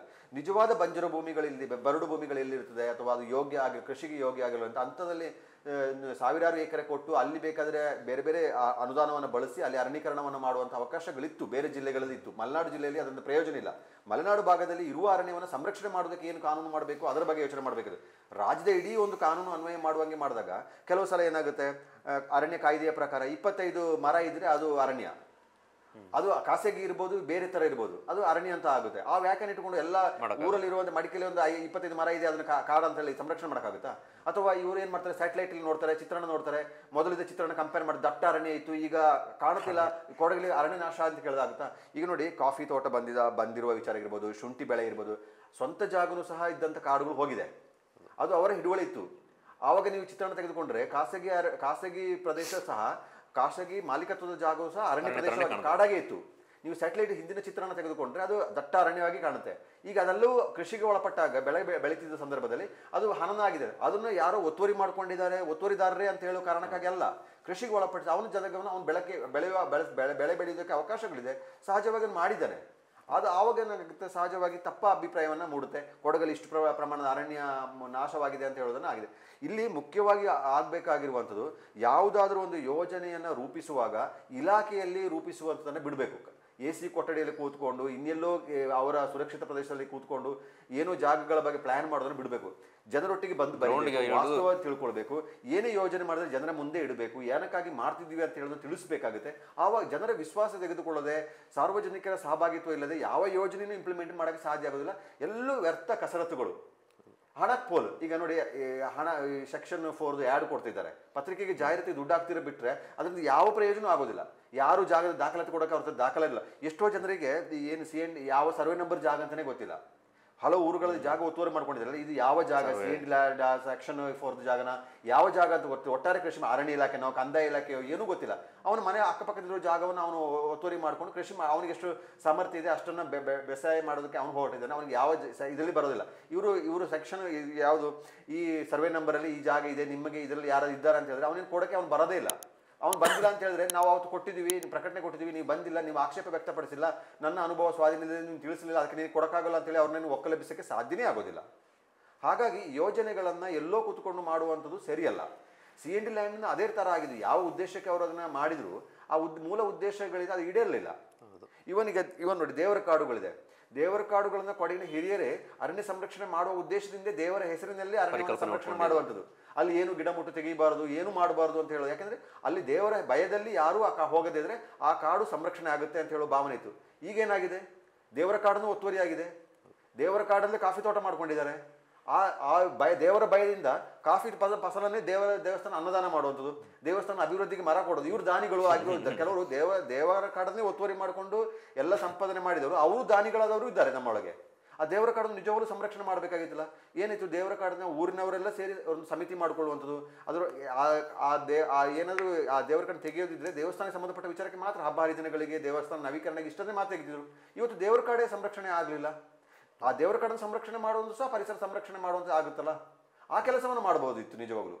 ಆ ಕೆಲಸ ಮಾಡೋದಕ್ಕೆ ಯಾರು ಹೋಗಲ್ಲ. ಹೋಗಿ ದೇವರ ಕಾಡನ್ನೇ ಮತ್ತೆ ಯಾರಿಗೆ ಜಾಗ ಇಲ್ಲದವ್ರಿಗೆ ದೇವರ ಕಾಡನ್ನು ಕೊಡೋಕ್ಕೆ ಅಂಥ ಪ್ರಕ್ರಿಯೆಗಳನ್ನ ಮಾಡಬಾರ್ದು. ಇದನ್ನ ಈ ಸಮಸ್ಯೆಗಳನ್ನ ಮತ್ತಷ್ಟು ಜಟಿಲ ಮಾಡ್ಕೊಂಡು ಹೋಗ್ತಾರೆ. ನಿಜವಾಗ್ಲೂ ಕೊಡಗಿನಲ್ಲಿ ಭೂ ಸಮಸ್ಯೆಗಳು ಸಾಕಷ್ಟು ದೊಡ್ಡ ಪ್ರಮಾಣದಲ್ಲಿದೆ. ಬ್ರಿಟಿಷರ ಕಾಲದಲ್ಲಿ ಆದಂಥ 100 ವರ್ಷಗಳ ಹಿಂದಿನ ಆಗಿರುವಂಥದ್ದು ನಕಾಶೆಗಳು ಕರೆಕ್ಟಾಗಿ ನಕ್ಷೆ ಇಲ್ಲ. ನೀವೊಂದು ಸರ್ವೆ ನಂಬರಿಗೆ ಹೋಗಿ ಸರ್ವೆ ಮಾಡಿ ಕೊಟ್ಟರೆ ನಿಮಗೆ ಯಾವುದೋ ಬೇಕಾದ್ರೆ ಅಳತೆ ಕೂರಿಸ್ಕೊಟ್ಟಿರ್ತಾರೆ. ನಿಜವಾದ ನಾನು ಬರುವಾಗ ಅಲ್ಲಿ ಜಾಗ ಇಲ್ಲ ಅಂತ ಹೇಳ್ತಾರೆ. ಇರೋ ಜಾಗನ ಯಾರಿಗೂ ಕೊಟ್ಟಾಗಿರ್ತದೆ, ಜಾಗ ಇಲ್ಲ ಅಂತ ಹೇಳ್ತಾರೆ. ನೀವು ಇತ್ತೀಚಿನ ಪ್ರಕರಣ ನೋಡ್ಬೋದು. ಖಾಸಗಿ ಜಾಗಕ್ಕೆ ಹೋಗಿ ಅರಣ್ಯ ಅಂತೇಳಿ ಬೋರ್ಡ್ ಹಾಕಿ ಕಂದಾಯ ಇಲಾಖೆ ಅಂತೇಳಿ ಕಂದಾಯ ಇಲಾಖೆ ಜಾಗ ಒತ್ತುವರಿ ತೆರವು ಅಂತೇಳಿ ಬಂದಿದ್ದಾರೆ. ಅದು ಒಬ್ಬರು ಸೇನಾಧಿಕಾರಿ ಆಗಿ ಬಂದವರು, ಅವರೇ ಬೇಜಾರ ಪಟ್ಟುಕೊಳ್ತಾರೆ. ಅವರು ಎಷ್ಟು ಅವಮಾನ ಆಗಿರ್ಬೋದು. ಅವರ ಸ್ವಂತ ಓನರ್ಶಿಪ್ ಅಲ್ಲಿ ಇರುವಂತ ಜಾಗಕ್ಕೆ ಇದು ಒತ್ತುವರಿ ಜಾಗ ಅಂತೇಳಿ ಬೋರ್ಡ್ ಹಾಕಿದಾಗ ಅವರು ಎಷ್ಟು ಅವಮಾನವನ್ನ ಸಹಿಸಬೇಕಾಗಿರುವಂತ ಪರಿಸ್ಥಿತಿ ಬಂತು. ಆ ಅವಮಾನಕ್ಕಾಗಿ ಅವ್ರ ಜಾಗವನ್ನೇ ಮಾರಿದ್ರು. ಎಷ್ಟು ತಪ್ಪು ನೋಡಿ. ಇದನ್ನು ಗಂಭೀರ ಅನ್ಸೋದೇ ಇಲ್ಲ ಯಾರಿಗೂ. ಏನು ಈ ತಪ್ಪು ಮಾಡಿದವರಿಗೆ ಏನು ಕ್ರಮ ಆಯ್ತಾ? ಯಾರು ಕ್ರಮ ತೆಗೆದುಕೊಳ್ಳೋದಿಲ್ಲ. ಅದೇನು ಸಹಜವಾದ ಪ್ರಕ್ರಿಯೆ ಅಂತ ಹೇಳೋ ರೀತಿಯಲ್ಲಿ ಮಾಡಿದ್ದಾರೆ. ಇರುವ ಜಾಗವನ್ನು ರಕ್ಷಣೆ ಮಾಡ್ಕೊಳಕ್ ಹೋಗಲ್ಲ. ಹೇಗೆ ಅಲ್ಲಿ ಬೋರ್ಡ್ ಹಾಕಿರ್ತಾರೆ, ಅತಿಕ್ರಮ ಪ್ರವೇಶಕ್ಕೆ ಕಠಿಣವಾದಂತ ಕಾನೂನು ಕ್ರಮ ತೆಗೆದುಕೊಳ್ತೀವಿ ಅಂತ. ಖಾಸಗಿ ಜಾಗಕ್ಕೆ ಇವ್ರು ಹೋಗಿ ಬೋರ್ಡ್ ಹಾಕಿದ ಮೇಲೆ ಇವ್ರ ಮೇಲೆ, ಆ ಬೋರ್ಡ್ ಹಾಕಿದವ್ರ ಮೇಲೆ ಕ್ರಮ ಆಗ್ಬೇಕಲ್ಲ. ಏನ್ ಕ್ರಮ ಯಾರು ಗಂಭೀರವಾಗಿ ತೆಗೆದುಕೊಂಡಿದ್ದಾರೆ? ಯಾರಿಗೂ ಅನಿಸಿಲ್ಲ. ಒಬ್ಬ ದೇಶ ಸೇವೆ ಮಾಡಿ ಬಂದಂತ ಒಬ್ಬ ಮಹಿಳೆಗೆ ಅವರಿಗೆ ಅವಮಾನ ಮಾಡುವಂತ ಒಂದು ಹಿರಿಯ ಜೀವಕ್ಕೆ ಅವಮಾನ ಮಾಡಿದ್ದಾರೆ. ಅವರ ಜಾಗವನ್ನು ಮಾರಿದ್ದಾರೆ. ಒಂದು ಪಾಠ ಆಗ್ಬೇಕಲ್ಲ, ಆ ಪಾಠ ಇಲ್ಲ. ಏನ್ ಬೇಕು ನಡೀತಿದೆ ಅಂತ ಹೇಳುವ ರೀತಿಯಲ್ಲಿ ಈ ವ್ಯವಸ್ಥೆಯನ್ನು ನಡೆಸ್ಕೊಂಡು ಹೋಗ್ತಾ ಇದ್ದಾರೆ.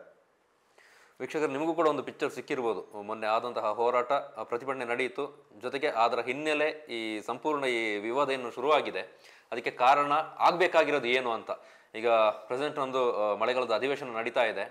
ಶಾಸನ ಸಭೆಯಲ್ಲಿ ಚರ್ಚೆಗಳು ಕೂಡ ಆಗ್ತಾ ಇದೆ. ಆ ಚರ್ಚೆಯಲ್ಲಿ ಜಿಲ್ಲೆಯ ಶಾಸಕರುಗಳು, ಜನಪ್ರತಿನಿಧಿಗಳು, ಜಿಲ್ಲೆಯ ಮಾತ್ರ ಅಂತಲ್ಲ, ಮಲೆನಾಡು ಭಾಗದ ಶಾಸಕರುಗಳು, ಜನಪ್ರತಿನಿಧಿಗಳು ಒಟ್ಟಾಗಿ ಶಾಸನ ಸಭೆಯಲ್ಲಿ ಧ್ವನಿ ಎತ್ತಿದ್ರೆ ಬಹುಶಃ ಇದಕ್ಕೊಂದು ತಾರ್ಕಿಕ ಅಂತ್ಯವನ್ನ ಕಂಡುಕೊಳ್ಬಹುದು ಅನ್ಸುತ್ತೆ. ಆ ನಿಟ್ಟಿನಲ್ಲಿ ಅವರು ಮುಂದಾಗ್ಲಿ ಅನ್ನೋಂತಹ ಆಶಯ ಕೂಡ ನಮ್ಮ ಕಡೆಯಿಂದ. ಕುಟುಂಬ ಚರ್ಚೆಯಲ್ಲಿ ಪಾಲ್ಗೊಂಡಿದ್ದಕ್ಕಾಗಿ ಧನ್ಯವಾದಗಳು.